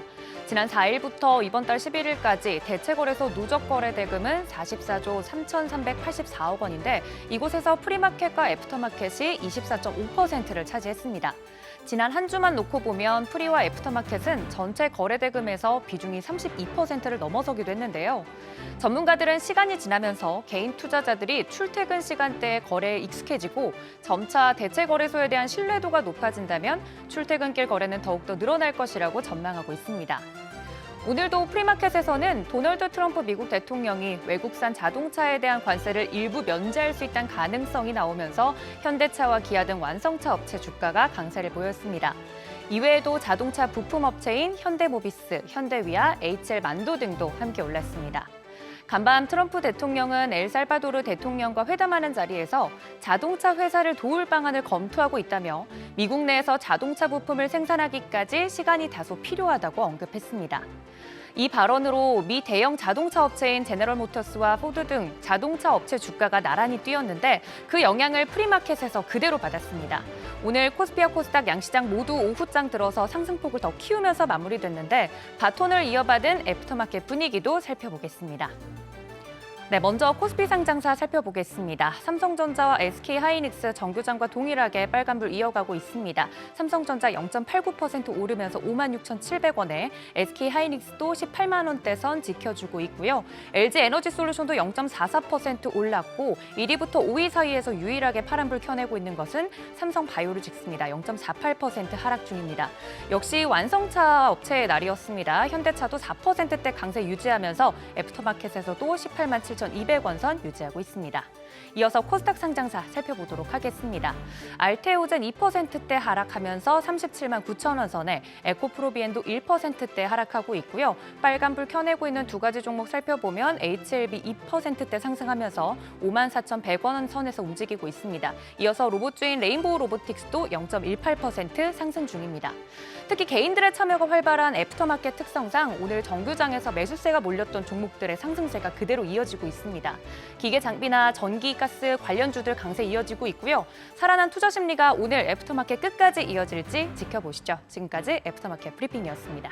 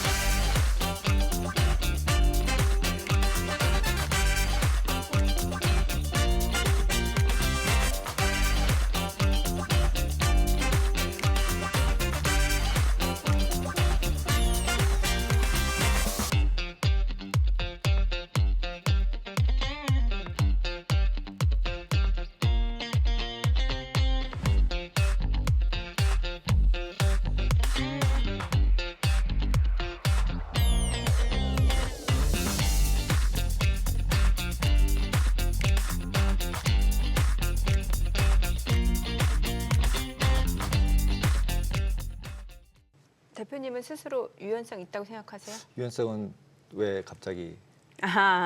제가 그렇게 딱히 궁금한 건 아닌데 네. 작가님이 이렇게 써놨더라고요. 근데 써놓은 이유가 트럼프 대통령이 스스로 계속 유연하다고 어필하고 있잖아요. 네, 플렉서빌리티, 유연성하고 저는 그것보다 뷰티풀이 너무 많아가지고 뷰티풀, 네. 관세도 아름답다고 했으니까. 자꾸 자기는 뭐가 더 아름답다 네. 그래가지고 도대체가 저분은 뭐가 그렇게 아름다운 건지. 그러니까 본인이 하는 건 본인은 유연하고 본인이 하는 건 다 아름답고 이렇게 아름답고. 생각하면 되는 거죠. 근데 다른 사람들은 다 이제 막 피철철인데. 예. 그래도 어찌됐건 지금 이제 뭔가 시장에 어느 정도 좀 내성이 생겼는지 지금 트럼프 대통령의 그런 최근에 나오는 관세와 관련해서 뭐 일부 유예 시사도 하고 상호 관세, 뭐 면제, 품목 관세로 옮기겠다 이런 얘기에 대해서 좀 유연하다고 봐주는 것 같아요. 뭔가 시장이 그래도 좀 화답을 하고는 있거든요. 네, 유연하다고 봐야 될 것 같습니다. 유연하다는 게 다른 말로 하면 언제든지 바뀔 수 있는 그렇죠. 거잖아요. 주관이 없는 거고. 예, 네. 주관. 아니 그 왜 트럼프하고 시진핑을 강대강이 아니라 광대강이다. 이렇게도 막 표현을 했었잖아요. 네. 근데 결국에 트럼프가 좀 약간씩 태도를 바꾸는 거 보면은 뭐 유연하다라고도 봐도 괜찮긴 하겠네요. 네, 일단 지지율이 제일 중요한데 지지율이 좀 떨어지고 있는 것 같더라고요. 거기다가 또 최근에 채권 수익률이 네. 국채 수익률이 많이 올라가니까 그 부분도 상당히 좀 고민이 됐을 것 같긴 네, 해요. 그럴 것 같습니다. 네. 자, 어찌됐건 지금 여러 가지 좀 짚어봐야 될 내용들이 많을 것 같습니다. 간밤 뉴욕 증시 상황 좀 체크해 보면서 오늘 또 개장에 앞서서 뉴욕 증시 또 전략까지 좀 세워보도록 하겠습니다. 오늘 강관우 더 프리미어 대표 함께합니다. 어서 오세요. 안녕하세요. 안녕하세요. 어저께 시장 같은 경우 굉장히 이제 뭐 하락할 거라고 보여졌었는데 뭐 그러니까 애플 빼고 나면은 나머지 것들이 해서 이제 급등했던 부분 좀 조정을 받지 않을까라고 생각했었는데 실제로 보면은 이제 좀 M7들은 왔다 갔다 하고 오른 것도 있고 내려간 것도 있고 이렇게 막 섞이는 모습인데 지금 이 상승 추세가 이제 지속될 수 있다, 지속되지 못한다 이렇게 완전하게 양분이 되는 것 같아요. 예, 어떻게 전체적으로 좀 먼저 보시면은 저도 트럼프 같이 아주 플렉서블하고 네. 유연한 사람이 좀 되고 싶어요. 미국 시장도 보면은 아침 달랐다가 오후 다르잖아요. 그렇죠. 예. 그래서 어떻게 끝낼 줄은 몰라요. 예. 아침에는 별로일 것 같은데 끝나는 거 보면 좀 올라가 있고 네. 괜찮을 것 같은데 또 별로고 뭐 이런 게 지금 겹치고 있다. 그래서 여전히 시장에서는 뭐 매도 클라이막스는 좀 지난 거는 같으나 지금 불확실한 국면이 계속 이어지고 있다. 미국 주식 시장은 조금 안정세를 찾아가고 있는 가운데 네. 반면에 미국 국제 시장이나 미 달러 시장에서 오히려 지금 불안정해지고 있잖아요. 네. 한쪽은 좀 더 걱정했던 데는 좀 덜하고 네. 덜 걱정했던 데는 좀 더해지고 있어가지고 이거를 지금 마냥 지금 웃을 상황은 아닌 것 같다. 아직까지도 좀 웃을 상황은 의심의 눈초리를 좀 쳐다봐야 된다 이렇게 좀 생각하는 건데 플렉서블이라는 게 유연한 이런 뜻이잖아요. 네. 근데 거기 앞에 형용사를 하나 넣어서 피 철철 흘리는 그러면 블러디라고 그러잖아요. 근데 블러디가 피 철철 흘리는 뜻도 있지만 매우 아주 뭐 이런 뜻도 네. 있잖아요. 그래서 블러디 플렉서블하다. 아. 피가 흘리는 가운데 좀 유연한 그런 사람 아니겠느냐. 그래서 좀 그 중의적인 것 같습니다. 네. 누가 그러면 이런 상황에서는 제일 혜택을 보고 있는 거라고 봐야 될까요? 제가 볼 때는 누구인지는 몰라도 제가 볼 때는 단연코 미국은 아닌 것 같아요. 아, 그래요? 오히려. 미국은 지금 오히려 피를 보고 있잖아요. 미국의 기존의 기축통화국 지위를 상당 기간 이렇게 유지해 오고 있었는데 지금 의심을 받기 시작했잖아요. 미국의 정책이나 미국 트럼프에 대한 시장의 의심이 없던 게 지금 생겨나고 있잖아요. 네네. 그거는 상당한 지금 균열이 가고 있는 거다. 그렇죠. 이런 생각을 하고 있어요. 그래서 빨리 조기 수습하지 않으면은 이게 어디로 갈지 몰라요. 최근에 금값 뛰는 거 보세요. 네네. 금을 그러니까 제일 트럼프에 많이 대한 신뢰도가 추락하는 거예요. 금을 제일 많이 사재기 한 데가 어디였죠? 트럼프에 대한 신뢰도 추락일까요? 아니면 미국에 대한 신뢰도 추락일까요? 뭐 두 개 다 두개 다 생각을 할까요? 하는 거죠. 미국의 그 뭐 여러 가지 쌍둥이 적자에 대해서 네, 사실은 그게 뭐 오늘 내일 뭐 그쵸. 어제 오늘 내일 그쵸. 새로운 예. 얘기도 아니고 아니잖아요. 저 대학교 다닐 때부터 있었던 쌍둥이 쌍둥이 적자예요. 적자. 네. 근데 그렇게 오래된 쌍둥이 적자에 대해서 사람들은 그렇게 의심하고 그렇게 걱정하지 않았었거든요. 근데 갑자기 의심을 하면서 미국에 지금 플러스 유입 돈이 얼마고 나가는 돈이 얼마여서 야 이거 이자 이러면 매년 이렇게 불어나네? 그럼 이 곡선이 이렇게 되겠네. 지금 기업에서 따지는 손익계산서를 지금 보기 시작했어요. 미국의 손익계산서를. 그럼 여기 물음표가 상당히 크게 찍히잖아요. 네, 그러니까 그런 국면이 시작됐다는 거는 오히려 자초한 그런 측면이 좀 있다. 네. 그래서 빨리 이걸 해야 되는데 뭐 관세 90일 유예하면은 그 90일 동안은 또 수면 밑에서 뭘 할지는 모르겠습니다만은 사람들이 그냥 추측만 많이 늘어나잖아요. 그러게요. 오히려 불확실성이나 불투명성이 더 많아지는 이런 국면 아니겠느냐. 물 밑에서 미국과 중국이 뭔가 얘기를 한다는 소리가 좀 나오면 좋은데 미국에서 계속 유화 제스처를 취해도 중국에서 가만히 있잖아요. 우리가 결국은 끝에 가면은 우리가 이길 가능성이 있다 이런 생각을 하는 시진핑일 수 있어가지고 지금 일단 시장은 반등을 했습니다만은 여기서는 좀 지켜봐야 될 것 같습니다. 근데 이제 뭐 트럼프가 나와서 애플 얘기를 내가 도와줬어 팀쿡 뭐 이렇게 얘기하고 그다음에 자동차 내가 한번 봐줄게 이런 식의 말 한마디에 이렇게 전세가 자동차주 다 오르고 이런 상태가 돌아가고 있잖아요. 그러면 아직도 트럼프가 인싸는 인싸잖아요. 네, 그러면은 계속적으로 이런 이슈를 트럼프가 몰아갈 수 있는지 아니면 이거에 대한 이제 플렉서빌리티가 너무 심해지면 이제 안 믿잖아요. 계속 로비가 들어갈 것 같아요. 지난번에도 뭐 연장 유예한다 뭐 이런 얘기가 한번 카더라 통신으로 가짜 뉴스를 돌았었다가 장중에 막 난리 변동을 쳤죠. 치다가 아닌 게벼 그래가지고 또 내려갔다가 다시 그거에 그 기조에 의해 가지고 지금 반등을 세게 해서 한 단계는 지금 올라와 있는 상태잖아요. 네. 근데 지금 최근에 보면 뭐 애플도 뭐 팀쿡하고 얘기한다는 게 야 우리가 지금 아이폰 90% 중국에서 만들어가지고 여기 갖다가 파는데 이거 어떻게 500만 원 어떻게 사? 그렇죠. 이 얘기를 하는 거겠죠. 그러면 자기도 생각해보면 좀 심했나? 그러면서 그것만 좀 빼주고 막 이런 식의 개별 기업별 아니면 개별 품목별 이런 로비들이 좀 들어가는 거 아니겠느냐. 그러다 보면 이것 빼주고 저것 빼주고 하다 보면 뭐 남는 거는 결국은 대중하고 직접적으로 이해관계가 얽혀 있는 뭐 이런 거밖에 안 될 것 같아요. 그래서 결국은 뭐 전 세계를 타겟으로 하는 것보다는 우리가 이제 잠정적으로 생각하고 있는 미국과 중국의 언젠가는 이제 합의는 될 텐데 네. 그 합의를 기다리고 있는데 거기가 좀 연장이 오래될 것 같다. 기간이 많이 걸릴 것 같다. 그건 좀 안 좋은 거죠. 애플이 물론 뭐 그런 거를 좀 혜택을 받는다고 해도 네. 애플 주가가 최근에 조금 올라와서 우리 미국 시장이 조금 안정이 된다고 해도 전체적인 큰 그림에서는 뭐 아직 지켜봐야 될 게 많은 거죠. 애플은 이제 해외 중국에도 많이 팔고 글로벌하게 팔고 있는 회사이기 때문에 이게 이제 어떻게 해결되느냐에 따라 또 달라질 것 같긴 하네요, 말씀대로. 근데 이제 그거 외에도 또 이제 트럼프가 EU를 만든 것 자체가 이게 미국을 공격하려고 니네들끼리 연합 만든 거 아니냐 이런 식의 코멘트를 얘기를 하면서 이제 오히려 이제 자기 편을 만들었던 바이든 시대랑은 좀 다르고 나 혼자 딱 독불장군처럼 예. 딱 되고 뭐 내 말 잘 들어야 돼 이렇게 줄을 세우고 있는 거잖아요 지금.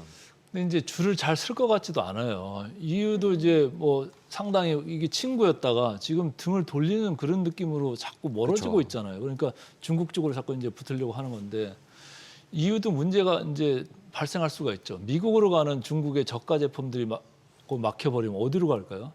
다른 시장으로 갈 수밖에 없잖아요. 잉여 생산물이 어디로 가겠습니까?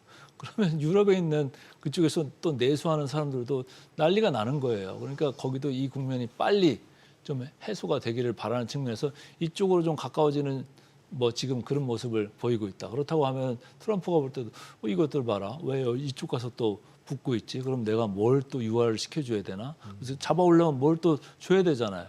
그러니까 그런 서로 밀고 당기기 이런 국면이 아니겠느냐 이렇게 보여지고 결국은 뭐 중국이 너무 값싸게 너무 오랫동안 이걸 갖다가 생산해서 수출을 해왔다. 만들었다.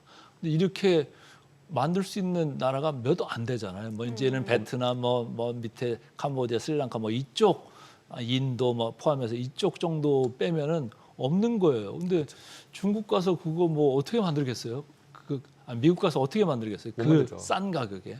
그리고 이제 어저께 같은 경우는 이제 다른 뉴스 같은 데서 얘기할 때 실제로 미국 국민들이 공장을 가져오는 거는 오케이인데 공장에 가서 너 일할래 그랬더니 아무도 안 온다 그랬대는데. 그러니까 지금 애플 같은 경우 보면은 하남성의 정저우라는 데서 그 팍스콘이 전 시민들이 다 들어가서 그거 만들고 있는 거잖아요. 네.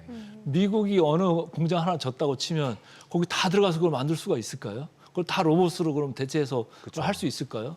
그 현실적인 문제들이 있는 거거든요. 그러니까 그렇게 하지 않을 거면서 그걸 뭐 무조건 미국으로 공장을 가져와라? 이거는 조금 그냥 관념적으로는 우리 할 수 있다 그런 건데 공장 짓는데 뭐 3년에서 5년. 그 기술자들 또 숙련되는데 그러면은 트럼프는 대통령 한 번 더 해야 돼요. 그 과실을 타려면은 아직 그렇게 생각하고 있잖아요. 더하게 이미. 하시잖아요. 네. 연세가 지금 그럴 연세가 아닌 것 같아서 제가 하는 말씀인데 조금 생각을 좀 더 유연하게 바꿀 필요가 있다 이런 생각을 하고 있습니다. 네. 트럼프가 이제 자기가 그 애플 팀쿡 CEO도 도와줬다라고 얘기를 하면서 그 스마트폰이라든지 전자부품에 대해서 그 관세 유예를 시사했고 그에 따라 주가도 좀 화답하는 모습이었는데 앞서서 애플 같은 경우는 2월 달에 그 AI 인프라 구축을 위해서 5천억 달러 투자하겠다라고 밝힌 적이 있었단 말이죠. 근데 이번에 이제 엔비디아가 나섰습니다. 네. 이제 반도체 관세가 곧 부과될 텐데 아직 내용은 정확하게 나오진 않았잖아요, 지금. 그거 하려면 좀 시간도 좀 걸릴 것 같아요. 뭐 조사도 해야 되고 그 뭐 법상으로 예, 뭐. 보면은 조사하는데 뭐 한 9달 정도 걸리고. 그러니까 그거 보고서 만드는데 예. 또 한 3달 걸리고. 그래서 지금 엔비디아가 5천억 달러 투자하겠다라고 지금 나왔잖아요. 예. 그럼 이거 분명 트럼프도 어느 정도 반영을 해줘야 되는 거 아니에요, 이제? 반영을 해주겠죠. 그럼 근데 반도체, 주가적으로는 어제 큰 이제 반응은 없었는데 예.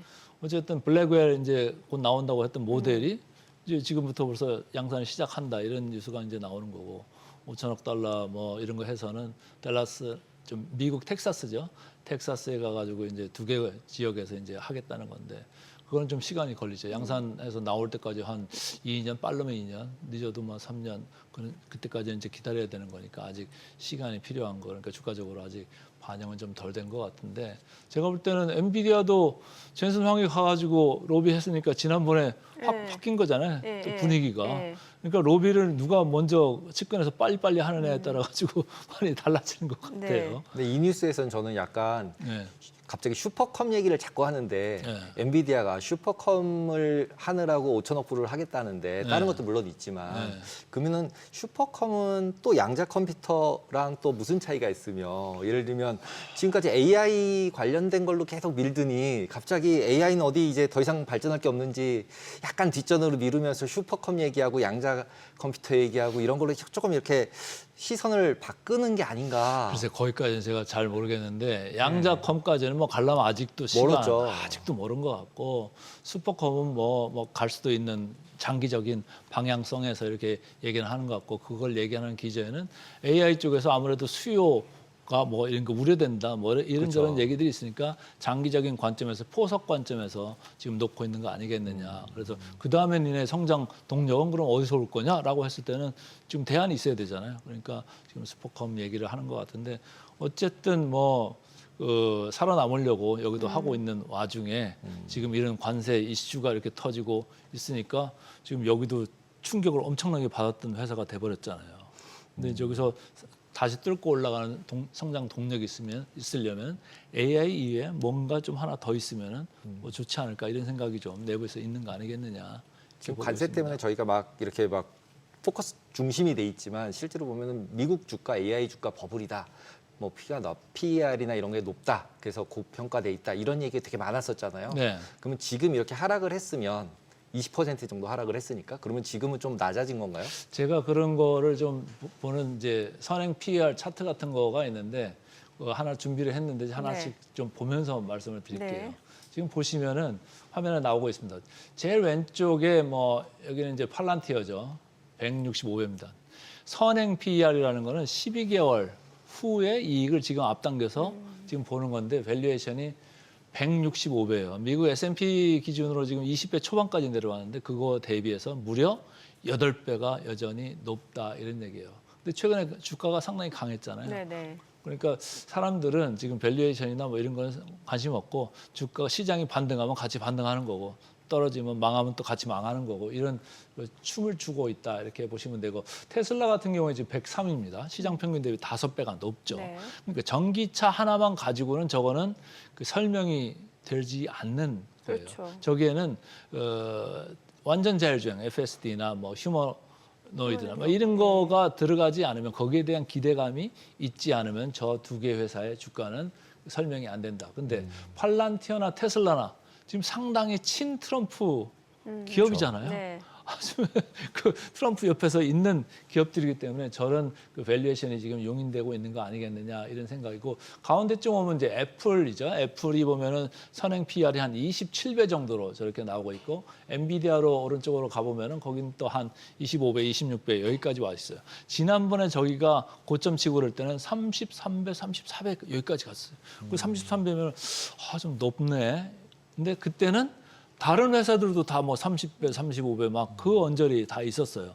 근데 최근에 주가가 많이 밀리다 보니까 지금 저 정도까지는 내려왔다. 그래서 선행 PER로 봤을 때는 미국의 빅테크들을 이렇게 봤을 때 이제 좀 사들어갈 만한 느낌은 있다. 이런 생각에는 저는 동의는 해요. 그런데 지금 이 관세 이슈 때문에 무슨 일이 생기고 있죠? 경제가 지금 더 안 좋아질 것 같다. 이런 얘기들이 나오고 있잖아요. 인플레이션 압력이 더 있을 것 같다. 그러면 경기가 안 좋아지고 물가가 올라오면 사람들이 안 사는데 그러면 지금 저 선행 PR이 나온다는 것 자체가 지금으로 봤을 때 이익을 바라보고 저 선행 PR의 숫자가 최종적으로 나오는 건데 지금은 조금 낮아진 것 같이 보여도 이익단이 추가로 뭐 15%, 20%더 축소된다고 하면은 저 지금 선행 PR이 저게 온전한 선행 PR이 아닌 거예요. 또 이 지금 보이는 숫자 자체를 20, 30%더 업해서 봐줄 필요가 있다. 그러면 여전히 저게 싼지 안 싼지는 지금 확정적으로 말할 수가 없다. 이렇게 좀 읽으셔야 돼요. 그러니까 저게 이번에 이제 어닝스 시즌 들어가지 않습니까? 그럼 이번에도 여파가 조금 있을 거고 다음 분기부터는 이제 확실하게 이제 드러날 텐데 그거를 좀 확인하고 난 연후에 좀 미국 시장이 이제는 살만하다 이런 거를 저희가 이제 저치할 수 있을 것 같습니다. 그럼 지금 비싼지 아닌지는 모르는 상태이기 때문에. 네, 지금은 그러니까 같이 다니잖아요. 시장 올라가면 같이 올라가고 망가지면 같이 빠지고 그러니까 거의 무차별적으로 지금 왔다 갔다 하고 있고 개별 뉴스가 물론 이제 들쭉날쭉 있죠. 그래서 왔다 갔다는 하고 있습니다만은 그렇다고 해가지고 저 회사를 하나 찍어가지고 뭐 옛날에 테슬라 올라가듯이 테슬라 뭐 이런저런 스토리를 해가지고 올라갑니다. 그런 거를 지금 논하기에는 경제 전반에 지금 그 덮여 있는 불확실성이 너무나 크다 이렇게 저는 보고 있습니다.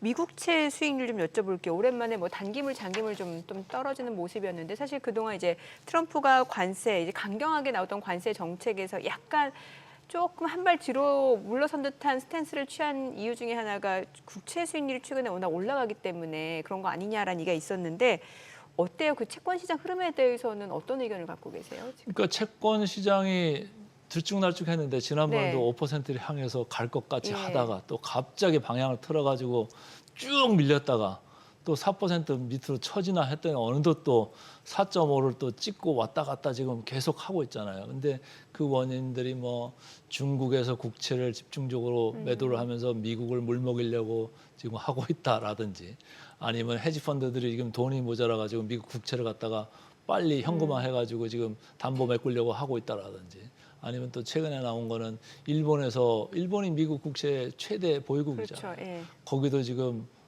전체적으로 급해지니까 좀 파는 거 아니겠느냐. 뭐 이런 생각들을 하는 것 같은데 어쨌든 지금 이거 방향성은 누구도 모르는 것 같아요.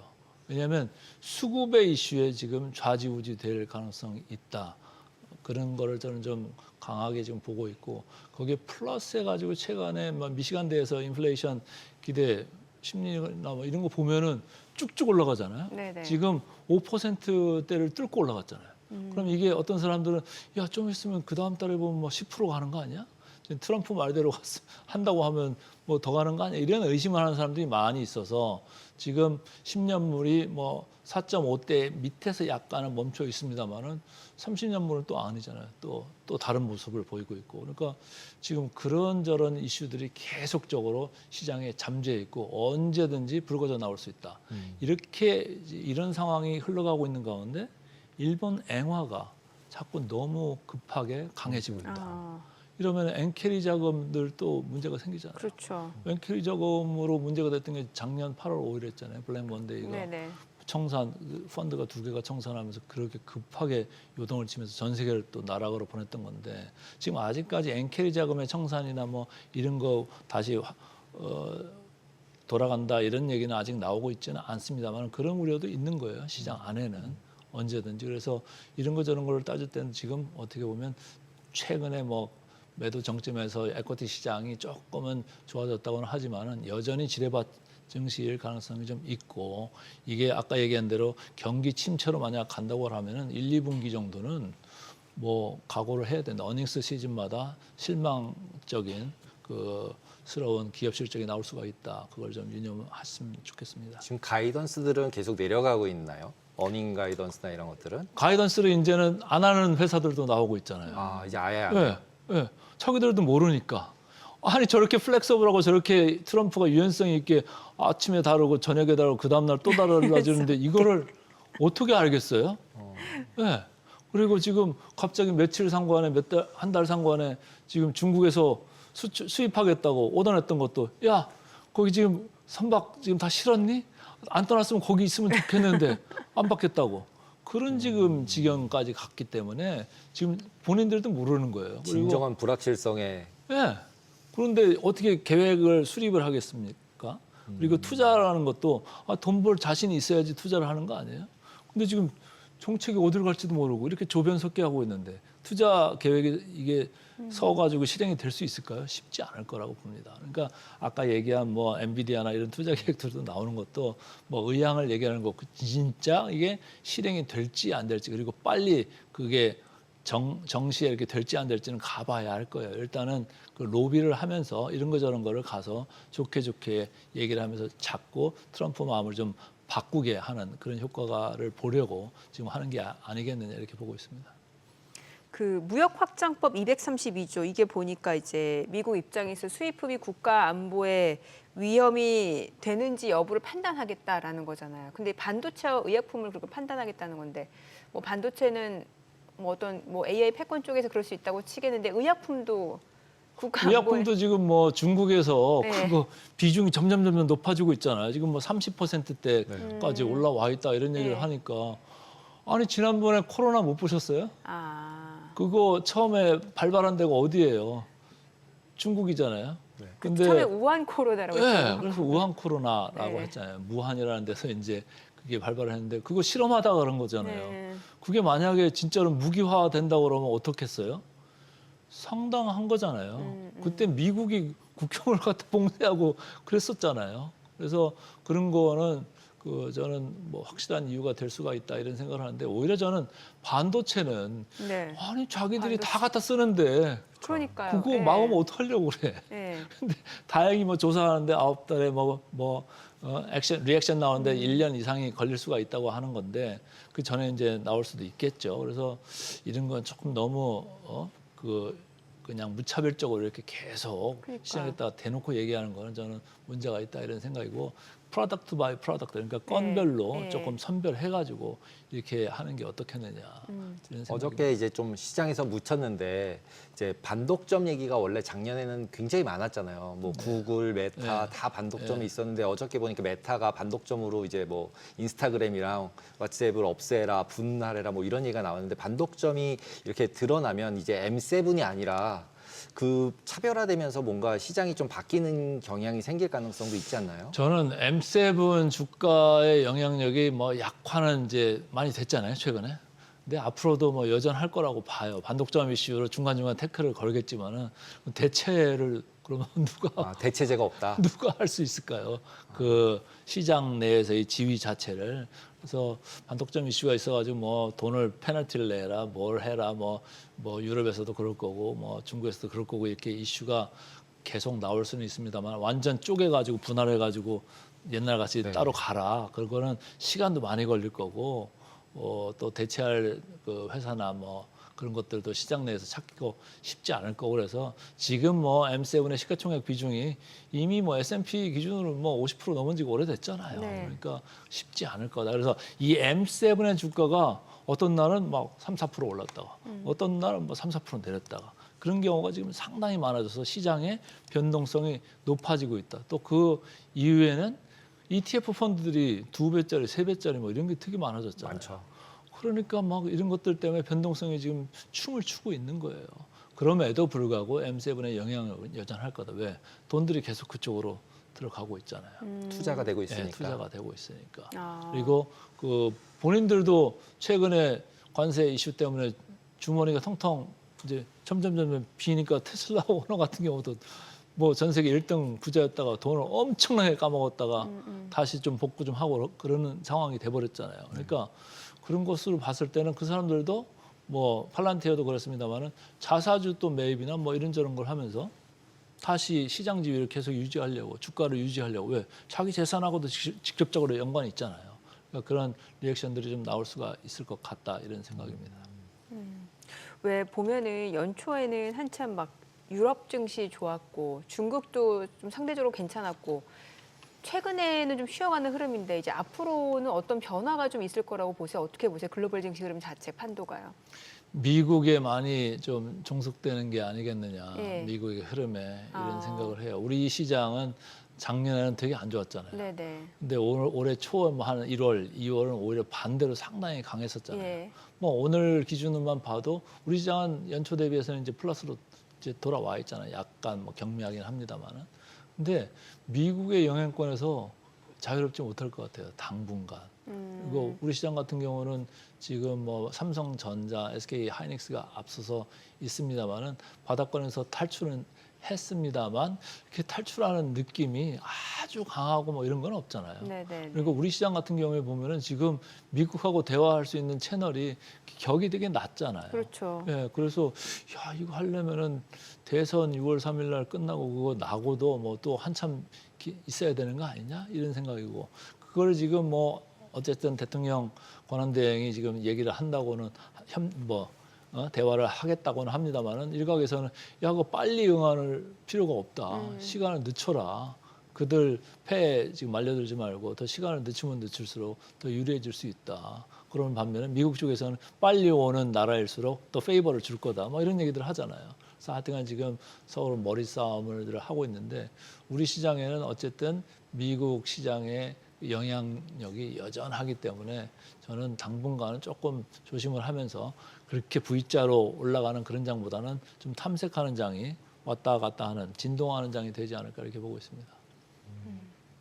모간 스탠리 같은 경우 이제 한 번 속은 거는 네 탓이지만 두 번 속은 거는 내 탓이다 이렇게 얘기하는 레포트까지 나왔다고 하는데 이 말을 딱 들으면 이게 다음부터 트럼프 말을 믿지 말라고 쓰는 레포트인지 아니면은 더 믿으라고 쓴 레포트인지조차도 모르겠더라고요. 근데 이제 그런 거잖아요. 한 길 물 속은 알아도 10길 사람 속은 모른다. 그리고 사람 마음도 또 아침 다르고 저녁 다르고 막 그런 경우도 있는데 맞아요. 트럼프는 더 심한 것 같아요. 트럼프는 아주 압도적으로 심한 그런 사람이고 또 자기한테 이득이 된다고 하면은 상당히 또 그런 거에 많이 흔들리고 이런 사람 같은데 트럼프가 그러면 이 사람의 출신 배경이 어디냐 이거죠. 부동산 쪽에 비즈니스를 오래 했던 사람이잖아요. 이쪽 사람들은 뭐가 제일 중요하죠? 금리입니다. 금리. 그렇죠. 금리가 올라가면 견디지를 못해요. 네. 근데 지금 금리로 뭐 중국이 공격을 한 건지 헤지펀드인지 일본인지는 몰라도 공격을 받은 거잖아요. 네, 그러니까 뜨거워로 가버린 거예요.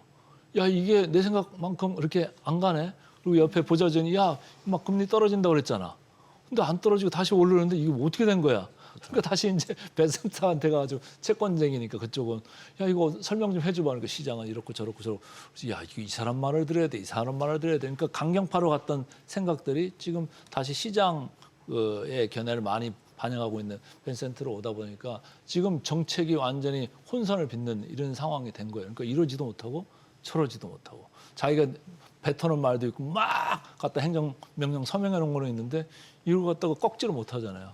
그 뭔가 명분을 보면서 빨리 와서 우리랑 협상하자. 그리고 우리랑 협상하는 나라가 되게 많아지고 있다. 이런 얘기를 하면서 지금 위기 국면, 위기 컨트롤을 지금 하는 국면을 보내는 것 같은데 제가 오늘 방송하면서도 처음에 말씀드렸습니다만 결국은 중국의 시진핑하고 트럼프의 수싸움이 언제 끝난 거냐. 그러니까 누가 어떤 계기로 빨리 협상을 얘기를 하기 시작할 거냐. 거기에 달려있는 것 같습니다.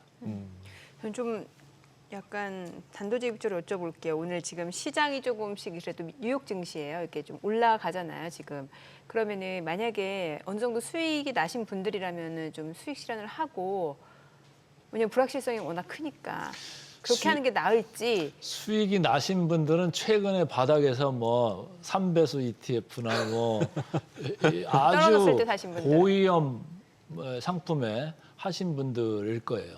그렇다고 보면은 예를 들면은 밑에서 사신 분들은 주가가 뭐 5% 10% 올랐으면 네. 3배수면 그거 곱하기 3이잖아요.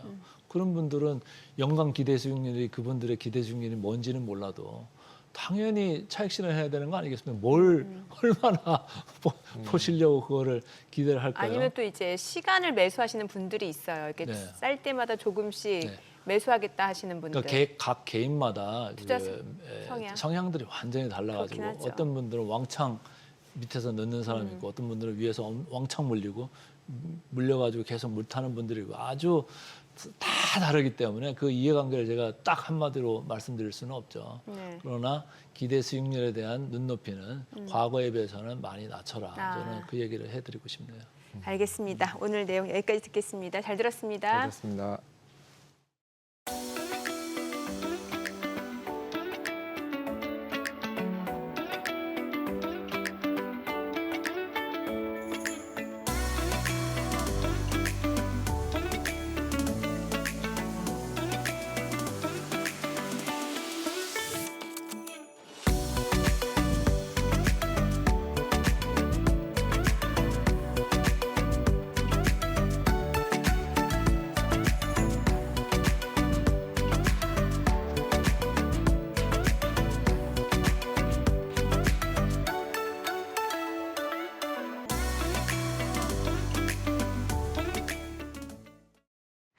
오늘 밤 뉴욕 증시를 대비해 반드시 체크해야 할 월가 이슈와 종목 짚어봅니다. 시티그룹이 최근 발표한 보고서에 따르면 시장은 지금 새로운 세계 질서 속에서 방향을 찾고 있는 중입니다. 해방의 날 이후 시장이 반등하긴 했지만 실제로 경기 침체 가능성을 반영하지 못하는 수준이라는 게 시티 측의 분석입니다. 관세 관련 리스크는 일부 해소가 됐지만 기업 이익 전망은 여전히 하향 조정될 가능성이 크다고 보고 있는데요. 그래서 투자 전략도 조정이 됐습니다. 미국 비중은 줄이고 유럽과 일본에 더 집중하자는 건데 일본은 이번에 처음으로 비중 확대 의견을 받았고 미국은 밸류에이션이 높고 하방 압력이 커져서 중립으로 내려갔습니다. 섹터별로는 기술주에 대한 전망을 다시 상향했고 금융주는 경기 민감주 중에서 선호하는 편이고 방어주는 여전히 헬스케어를 꼽았습니다. 한편 시장은 미중 관세 협상에도 촉각을 곤두세우고 있는데요. 유예 조치가 있긴 했지만 실질 관세는 거의 그대로라 아직 뚜렷한 변화는 없습니다. 미국 경제는 인플레이션과 성장 둔화 우려가 여전하죠. 시티그룹은 연준이 올해 최대 1.25%포인트 금리를 인하할 가능성도 있다고 보고 있습니다. 지금은 확실한 방향보다는 리스크를 피하면서 기회를 찾아야 하는 시점이라고 하네요. 도널드 트럼프 미국 대통령이 이번엔 자동차를 입에 올렸습니다. 지난 주말 트럼프 대통령은 자동차 업계를 도울 수 있는 무언가를 검토 중이다라고 언급하면서 관세 완화 가능성을 시사했는데요. 그 한마디에 미국 완성차 기업들의 주가가 즉각적으로 반응했습니다. 포드는 4% 넘게 급등하면서 9.71달러를 기록했고 제너럴 모터스 역시 3.5% 오르면서 45달러 선을 회복했습니다. 이외에도 스텔란티스, 테슬라 등 다른 주요 업체들도 일제히 강세를 보였습니다. 불과 몇 주 전만 하더라도 미국이 캐나다와 멕시코산 차량과 부품에 25% 관세를 부과하며 시장을 충격을 줬었는데요. 이제 다시 규제를 완화할 가능성이 재개된 겁니다. 하지만 월가에서는 여전히 신중한 분위기입니다. 모건 스탠리는 정책이 예측 가능하지 않다는 점을 우려했고 일부 분석가들은 자동차 업계가 연간 1,000억 달러 이상의 피해를 입을 수 있다는 경고도 내놨습니다. 실제 정책 변화로 이어질지는 아직까지도 불확실하지만 특히 제조업 지지층을 겨냥한 전략적 행보라는 분석도 나오고 있는 상황입니다. 마지막으로 앞서서도 언급이 됐었는데 요즘 글로벌 방산 시장에서 가장 주목받는 기업 팔란티어 소식입니다. 최근 나토가 팔란티어의 인공지능 기반 군사 시스템인 MSS 나토를 도입하면서 큰 화제가 되고 있는데요. 이 시스템은 전장 상황을 실시간으로 분석하고 정보를 통합해서 지휘관의 의사결정을 지원하는 역할을 합니다. 특히 도입까지 단 6개월밖에 시간이 걸리지 않아서 나토 역사상 가장 빠른 조달 사례 중 하나로 기록됐습니다. 팔란티어의 주가는 하루 만에 약 4.6% 상승하면서 92.62달러를 기록했습니다. 올해 들어서만 22% 이상의 상승률을 보이고 있고요. 지난 1년간은 무려 300% 넘게 주가가 급등했습니다. 지난달 말 글로벌 투자은행 오펜하이머는 팔란티어를 최선호주로 꼽는다면서 강조하기도 했습니다. 전문가들은 이번 계약이 단순한 기술 도입을 넘어서 북미와 유럽 간의 방산 협력 강화와 AI 기술의 군사적 활용 확대를 의미한다고 분석하고 있습니다. 또한 팔란티어의 AI 플랫폼은 향후 헬스케어와 금융 등 다양한 분야로 확장 가능성도 높게 평가되고 있습니다. 방산과 AI 기술의 결합이 새로운 투자 기회를 창출하고 있는 만큼 앞으로 개별주로는 팔란티어의 행보 주의 깊게 지켜볼 필요가 있겠습니다. 지금까지 월가 리포트였습니다.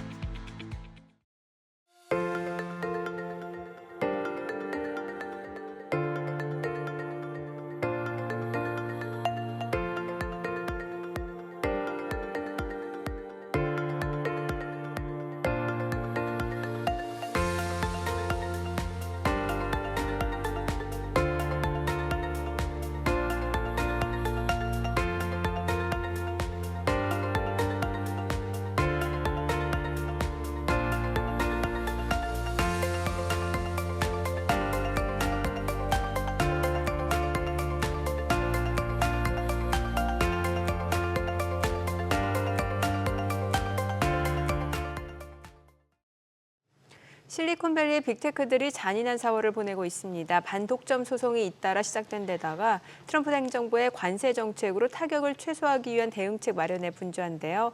오늘은 반독점 소송으로 골머리를 앓게 된 기업들에 대해서 알아보겠습니다. 기업공시연구소 변영인 대표 모셨습니다. 어서 오세요. 네, 반갑습니다. 지금 미국 주요 빅테크들이 4월 기업의 명운이 갈린 소송에 얽히게 되면서 지금 골치가 아파졌다라는 건데 네. 지금 실리콘밸리에 무슨 일이 일어나고 있는 건가요? 네. 일단 트럼프 대통령에 대한 취임 초기 주요 빅테크 기업들에 대해서 지금 논란이 좀 되고 있는 부분들, 특히나 이 반독점, AI의 저작권 분쟁이라든가 글로벌 규제 부분들이 대폭 좀 완화되지 않을까. 그러니까 해당 대상 완화 가능성들이 좀 높아졌기 때문에 시장의 기대요인들이 좀 됐었고요. 이 부분이 트럼프 집권 2기에 미국의 뭐 법무부라든가 FTC 수장들의 최근의 행보들을 보면 빅테크에 대한 빅테크 기업들에 대한 규제가 완화되기보다는 조금 더 강도 높은 정책으로서 좀 유지되는 그런 부분들이 리스크 요인으로 좀 부각되고 있는 모습이 아닌가라고 볼 수가 있겠습니다. 특히 뭐 4대 빅테크 기업이죠. 마이크로소프트와 구글, 메타, 아마존 같은 기업들에 대해서 현재 이 정부의 반독점 소송이 좀 다소 좀 장기화되고 있는 모습들을 좀 보여주고 있는데 2020년도에 미국 법무부가 메타에 대해서 이제 소송을 좀 제기한 바 있었습니다. 이 부분이 아직까지 추가적인 어떤 증거서를 좀 제출하면서 소송이 좀 장기화되고 있는 그런 국면들이 당분간은 독점 규제의 어떤 기조가 좀 더 유지되지 않을까라고 좀 전망되고 있습니다. 그럼 이런 상황 하에서 또 어떤 뉴스, 이제 트럼프가 예를 들어서 지금 이제 관세 때문에 얘기를 하지만 이 FTC 수장이 얘기할 때 대통령이 철회하라면 철회하겠다 이런 코멘트들을 했던 것 같더라고요. 네네. 그러면 실제로 대통령이 이거 그냥 철회해라. 그럼 철회할 수 있는 건가요? 일단 이 부분은 일단 기조가 좀 어떻게 바뀔 것인가가 좀 중요할 것 같은데 일단 두 가지 논제 같아요. 이제 반독점 규제가 시장의 뭐 경쟁력의 악화라든가 전체적인 어떤 신규 스타트업 기업들에 대한 진입 규제가 좀 낮아지는 그런 측면도 좀 있지만 이 부분은 AI 시장에 관련된 규제와 좀 맞물리면서 좀 다르게 좀 이어지는 행보인지 아니면 동조돼서 동일한 어떤 규제 요건들을 좀 대폭 완화할 것인지 이 여부가 좀 관건이 좀 될 것 같고 대체적으로 좀 봤을 때는 아직 흐름상을 봤을 때 일단 기존의 뭐 반독점법에 관련된 규제 부분들은 다소 좀 유지 가능성들이 좀 높지 않을까. 다만 이제 AI 시장에 관련된 규제 부분들은 완화될 수 있는데 이런 가이드라인은 조금 더 시일을 좀 두고 좀 재차 확인될 수 있는 요인이 좀 되지 않을까라고 볼 수가 있겠습니다. 그럼 구체적으로 지금 메타와 FTC 간의 어떤 소송 그 쟁점을 좀 저희가 디테일하게 좀 짚어보면 좋을 것 같은데요. 네, 지금 메타가 소송에 관련된 어떤 주요 쟁점은 특히 뭐 2020년대에서 이제 반독점법에 관련된 소송이 좀 있었고요. 여기서 연방법원에서 한 차례 좀 기각이 된 바 있었습니다. 근데 이후에 추가 증거서류가 좀 제출이 됐고 소송의 좀 연장선상에서 좀 있었는데 관건은 좀 메타가 2012년도에 인스타그램을 좀 인수를 했었고 2014년도에 왓츠앱을 좀 인수하면서 여기에 더해서는 뭐 SNS 시장에 관련된 이 반독점 전체적인 어떤 시장 점유율을 좀 잠식했다는 부분들 이게 좀 논쟁이 좀 돼서 미국의 법무부 그리고 FTC의 어떤 규제 관련된 어떤 반독점 소송이 재차 좀 부각됐던 요인들이 좀 될 수 있었고 메타가 좀 주장하고 있는 부분들은요. 이 SNS에 관련된 시장 범위가 다소 이 편협적으로 좀 되어 있다. 이 부분은 뭐 틱톡이라든가 스냅챗이라든가 유튜브 같은 기업들에 관련된 내용들까지 모두 다 포함하게 된다면 시장을 과점하는 것은 아니다. 이런 주장에 대한 양상들이 좀 달라지고 있는 부분들이기 때문에 소송에 관련된 결과는 추후 좀 주시를 좀 해봐야 될 것 같지만 뭐 결론적으로 좀 말씀드리면 뭐 소송의 좀 주요 쟁점은 SNS 시장의 범위가 과연 어디까지를 좀 정의할 것인가 이 부분이 첫 번째 중요할 것 같고요. 두 번째는 메타에서는 어찌됐든 이 인스타그램이라든가 이 왓츠앱 인수 부분은 FTC의 어떤 승인을 받고 이루어진 사후의 부분이 지금 현재 좀 논란이 되는 것이 좀 타당한 것인가 이 부분에 대한 의문이기 때문에 두 가지가 소송의 좀 주요 쟁점이 좀 되지 않나 좀 판단하고 있습니다. 그러면 지금 이렇게 이제 이슈는 FTC가 이제 띄우고 있지만 만약에 보통 이제 주가가 어저께 같은 경우는 이미 메타가 반영을 하기 시작을 하잖아요. 근데 이렇게 FTC가 만약에 그러면 이제 이겼다, 메타가 졌다 이렇게 되면 그러면은 페이스북 가격이 실질적으로 투자자 입장에서 그냥 주가가 오를지 내릴지가 제일 궁금한 거잖아요. 그럼 지금 이렇게 싸워서 실적이 막 이렇게 되면 예를 들어서 회사를 3개로 나눴으니까 3개 다를 나눠줄게 뭐 이런 걸로 바뀌던지 뭔가 변화가 생길 거잖아요. 네, 그렇죠. 그러면은 이것이 악재인 건지 호재인 건지도 어떻게 생각하면은 해석하기가 되게 어려울 것 같고 그리고 이런 판결이 일어나면 향후에는 어떻게 진행이 될 거며 이게 어떻게 반영이 될 건지 그리고 그거에 맞춰서 주가가 어떻게 움직일 건지 이런 거를 이제 뭐 예상하기는 되게 어렵지만 한번.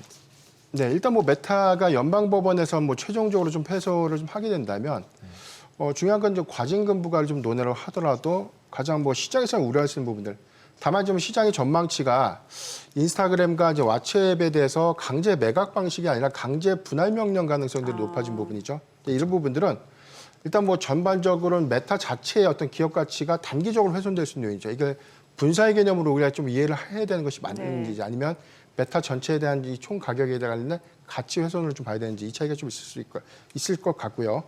여기 대해서 뭐 메타의 강제 분할 명령들이 만약에 현실화가 좀 된다면 이 부분은 광고 플랫폼과 좀 연계된 이 부분에 대한 수익 지표들이 다시금 좀 쪼개진 역할이 좀 되고 있기 때문에 메타가 현재 좀 기여되고 있는 전체 총량 개념에서에 대한 이익 훼손들은 단기적으로는 좀 불가피하지 않을까. 다만 이제 인스타그램과 왓츠앱의 어떤 개별적인 어떤 기업 가치들은 다르게 좀 평가될 수 있는 요인들이기 때문에 일단 뭐 한국의 기준처럼 연결법인으로서에 대한 이 모회사 가치를 좀 판단하는 기준이 미국은 좀 다르게 형성되고 있는 부분들을 논의를 했을 때 뭐 단기적인 메타의 외형 가치 하락은 좀 불가피하지 않을까. 이걸 좀 노이즈로 인식을 좀 한 것 같고요.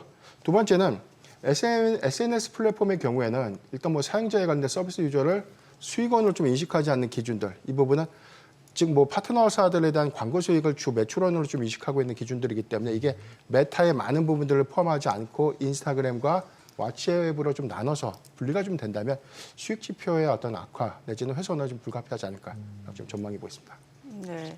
구글 좀 여쭤볼게요. 지금 구글도 이제 독점과 관련해서 3개의 소송을 앞두고 있는 상황인데 네. 이게 소송 결과에 따라서 구글 입장에서는 이제 또 치명적인 그런 타격이 있을 수 있다는데 이게 어떤 내용이에요? 네, 일단 구글도 역시 우리가 잘 알고 있는 것처럼 지금 미국 국무부가 여러 연방주에 대해서 지금 이 반독점 소송을 좀 제기를 했어요. 네. 해당 대해서는 작년 기준에서 뭐 8월 달에 좀 연방법원의 판결이 있었는데 일단 구글이 검색 그리고 검색 광고 부분에 대해서 불법적으로 좀 독점적 지위를 유지했다라고 좀 판단을 했고요. 여기에 대해서 3가지의 이제 시정명령을 좀 부과를 했는데 첫 번째가 좀 매각 요구입니다. 잘 알고 있는 것처럼 크롬에 대한 매각 요구가 있었고요. 두 번째는 안드로이드 운영체제에 관련된 불리한 그리고 세 번째가 기본 검색 엔진의 계약을 철회할 것. 이게 어떤 하도였냐면 첫 번째는 이 크롬 같은 경우에는 사실 이 안드로이드 전체 저 브라우저에 대한 이 어떤 이 프로세서를 좀 우리가 감안해 보면 이 검색어 기준에서 구글의 이 검색 엔진을 기본 설정값으로 해서 사실 뭐 사용하는 유저가 쉽게 이 검색 엔진을 좀 변경하지 못하게 또는 굉장히 좀 복잡한 변경 절차를 좀 요구하고 있기 때문에 이 부분이 좀 잘못됐다.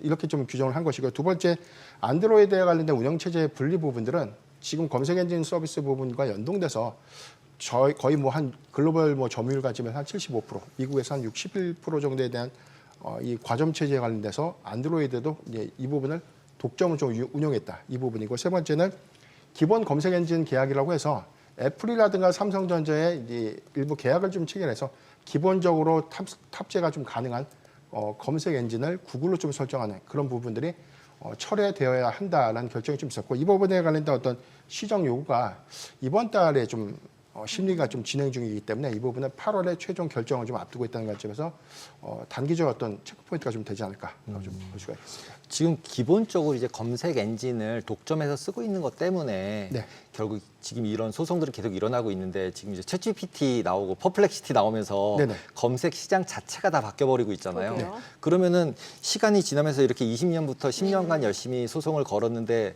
검색 엔진이 전부 다 퍼플렉시티나 AI로 바뀌어버리면 네. 이제 그때 되면 독점도 아닌데 그러게요.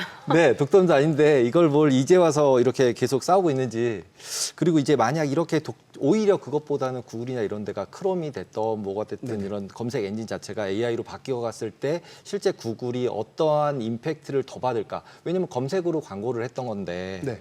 실제로 GPT나 이런 오픈AI 구글이 될 수도 있지만 제미나이가 그걸 이제 해석할 수도 있지만 이제 경쟁자가 없었는데 지금은 이제 경쟁자가 막 우후죽순 나오고 있는 거잖아요. 네네. 누가 일지 모르지만 그러면 이 향후에는 그러면 이 구글은 어떻게 판단을 해줘야 될까요? 이런 검색 엔진 쪽에서는. 검색 엔진 부분에 대해서 지금 가장 큰 화두가 됐던 부분들은 일단 뭐 브라우저 부분에서는 크롬이 검색 엔진에 관련된 시장을 설정값 부분에서 뭐 기본적인 그렇죠. 설정값을 요하기 때문에 이 부분을 독점으로 좀 규정한 것이고 반대로 지금 이 애플이라든가 삼성 같은 경우에 이 검색 엔진을 기본값을 좀 설정하는 그거를 계약을 통해서 좀 독점을 했다는 것이죠. 근데 이게 시점에 따라서 AI도 마찬가지로 애플과 삼성전자를 통해서 휴대폰, 그러니까 스마트폰 안에 기본적으로 좀 탑재될 수 있는 AI 서비스를 뭐 현실화한다는 관점, 이 부분에 관련된 우려가 일부 좀 반영됐다고 볼 수 있겠고, 이 부분이 이전에 그 이후에 이 검색 엔진 시장에 관련된 신규 진입자들이 사실상 이 진입의 어떤 장벽들이 굉장히 높아진 점들을 감안했을 때 AI 역시 뭐 챗 GPT-4라든가 이런 것들이 뭐 보편화 좀 잘 되어 있지만 일단 밀접성 관점에서는 구글이 이 스마트폰에 대한 기본 설정값의 독점 체제를 좀 유지했던 것과 좀 유사한 흐름을 우려하고 있지 않나라고 좀 판단해 보고 있습니다. 그 오픈 AI도 한때 좀 의기투합해서 뭐 샘 올트만하고 일론 머스크 또 같이 이렇게 의기투합해서 만든 게 오픈 AI인데 최근에 보면은 그 이전부터 갈등이 있었어요. 이게 네. 영리 구조로 좀 전환이 됐을 때 일론 머스크는 어떻게 보면 약간은 좀 둠어 입장이었고 네. 샘 올트만은 또 부모 입장이었잖아요. 이러다 보니까 둘 사이에 갈등이 있었단 말이죠. 이거에 대해서도 좀 알려주세요. 네, 일단 2015년도에 샘 올트먼과 일론 머스크가 이제 공동으로 오픈 AI를 이제 설립을 했죠. 이제 이후에 사건이 좀 발단이라고 하면 좀 표현이 좀 거한데 일단 2019년도 당시에 마이크로소프트로부터 오픈 AI가 비영리 사업에서 영리 사업으로 좀 전환을 하면서 10억 달러의 이제 투자를 좀 받게 됩니다. 이 부분에 대해서 일단 수익화 부분에 대한 이 일론 머스크에 관련 반발이 현재까지 좀 이어지고 있다라고 보시면 되겠고요.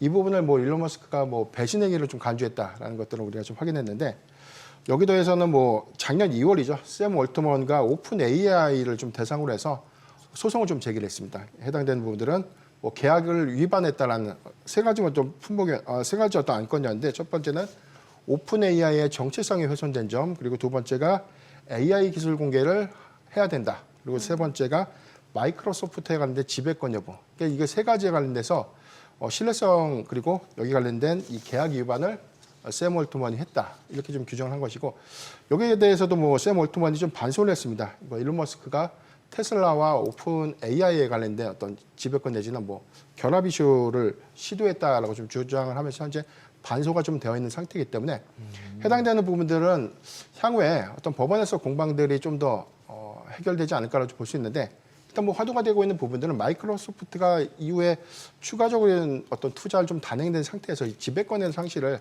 과연 초기 공동 설립자 간의 어떤 계약 위반 행위로 좀 볼 수 있을까? 이 부분에 관련된 영향들은 단기적으로 좀 예측은 좀 안 되고 있지만 가장 중요한 좀 쟁점이 좀 되지 않을까라고 볼 수 있겠습니다.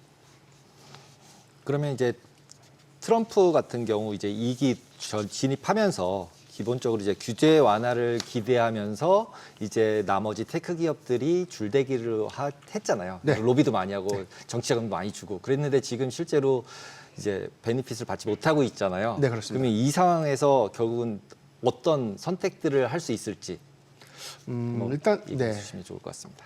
집권 1기 때의 흐름을 약간 좀 복기를 좀 해보면 당시에는 뭐 실리콘밸리와는 뭐 친화적인 성향은 아니었지만 뭐 기업 성장 관점에서는 굉장히 좀 우호적인 성향을 좀 보였다는 좀 차이가 있는데 이게 집권 2기 때 FTC 수장이라든가 미국 법무부 수장의 최근의 규제 강화 움직임들이 약간 1기 때와는 약간 온도차가 좀 있지 않나 이렇게 좀 해석을 해볼 수 있겠고 그리고 여기에 대해서 뭐 공화당 내부에서도 사실 반발 심리가 좀 커지고 있는데 이 빅테크 기업들의 이 SNS에 관련된 부분들, 특히나 뭐 검색 엔진을 포함해서 컨텐츠를 굉장히 좀 편향되게 운영을 하고 있다라는 부분들이 일부의 좀 정치적 편향 이슈 관점에서 좀 영향이 좀 되지 않았나라고 볼 수 있기 때문에 이런 부분들이 규제 유지에 상당한 좀 영향을 좀 작용을 하겠지만 중요한 거는 트럼프 대통령의 의지가 좀 되지 않을까. 이게 1기 때 유사한 흐름들을 좀 보여준다면 규제 부분들이 아직 뭐 확정돼서 강제 매각이라든가 뭐 분리분할 결정을 좀 한 것은 아니지만 이 부분에 대한 방향성들에 따른 어떤 소송 결과는 좀 다소 좀 달라질 수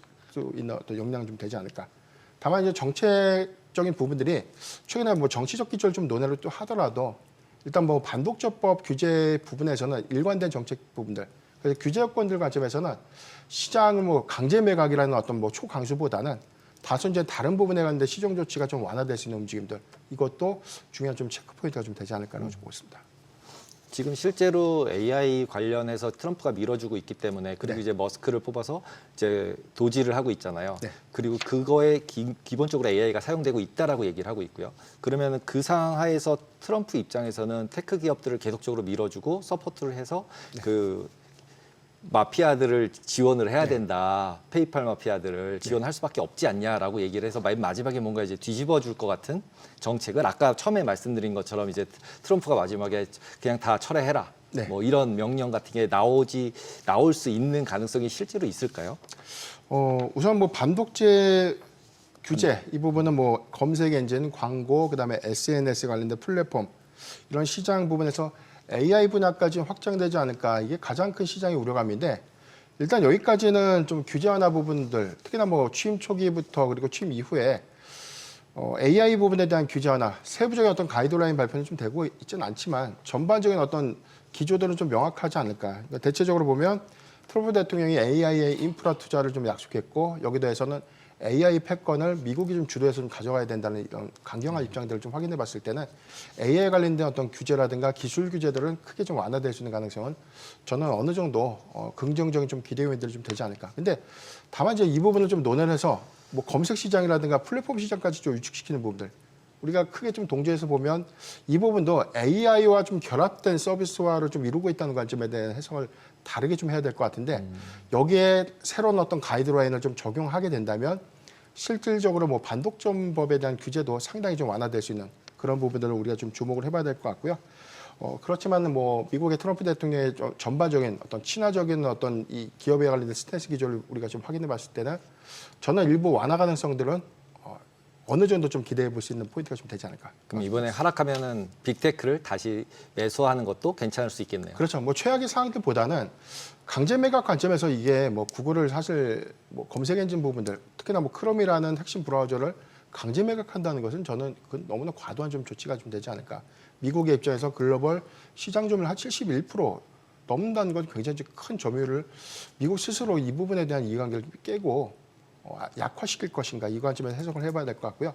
다른 부분에 대한 뭐 분리 뭐 강제 분리 결정 같은 그런 조치를 통해서 새로운 어떤 가이드라인들이 마련되지 않을까라고 좀 판단해 보겠습니다.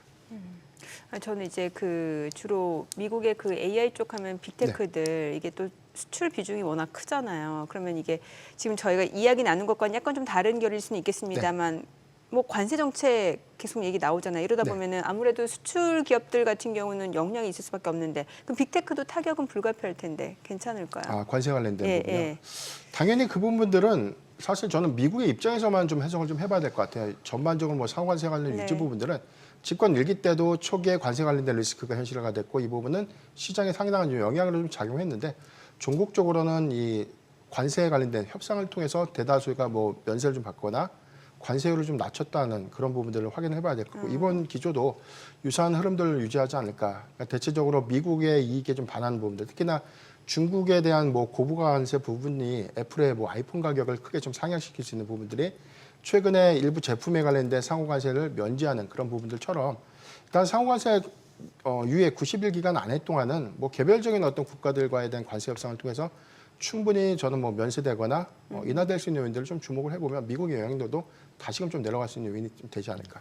저희가 이제 이런 반독점만 얘기했었는데 이제 잠깐 다르게 다른 분야에서 이제 팔란티어나 지금 이런 거 같이 우리나라 이제 개미 투자자들 서학 개미 분들이 거의 31억 불을 가지고 계시더라고요. 그러면은 시가총액 대비로 굉장히 많이 가지고 있으신 건데 실제로 팔란티어 또는 지금 나왔던 이제 메타 이런 것들이 전부 AI와 연결이 돼 있잖아요. 그러면 이제 AI 규제도 또 이슈가 되고 있고 그랬을 때 지금 뭐 이렇게 AI 관련해서 팔란티어에 이렇게 딱 투자한 개인의 입장에서는 지금 현재 상태가 고평가다 저평가다 또는 이런 반독점법이 통과됐을 때 AI 관련된 주식들이 하락을 할 수도 있는 거잖아요. 악영향을 줄 수 있잖아요. 이런 규제들이 나와서 AI 관련 규제가 나왔을 때 그러면은 어떻게 대응을 해야 될까요?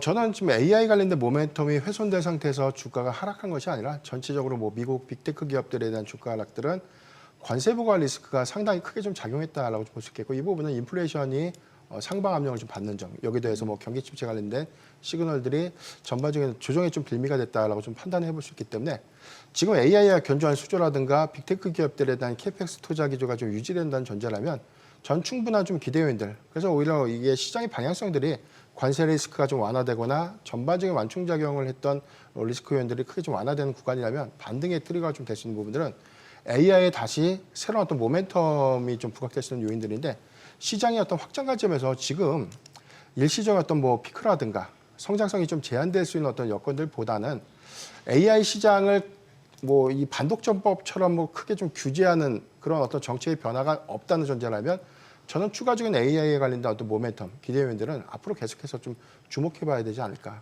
그렇다면 이 부분에 의해서 좀 주가가 하락했다는 것은 매수의 기회로 저는 뭐 판단해 보겠습니다. 네, 오늘 내용 잘 들었습니다. 고맙습니다. 네, 오늘 들으신 내용과 관련해서 모든 투자 판단의 책임은 투자자분들께 있다는 점 알려드립니다.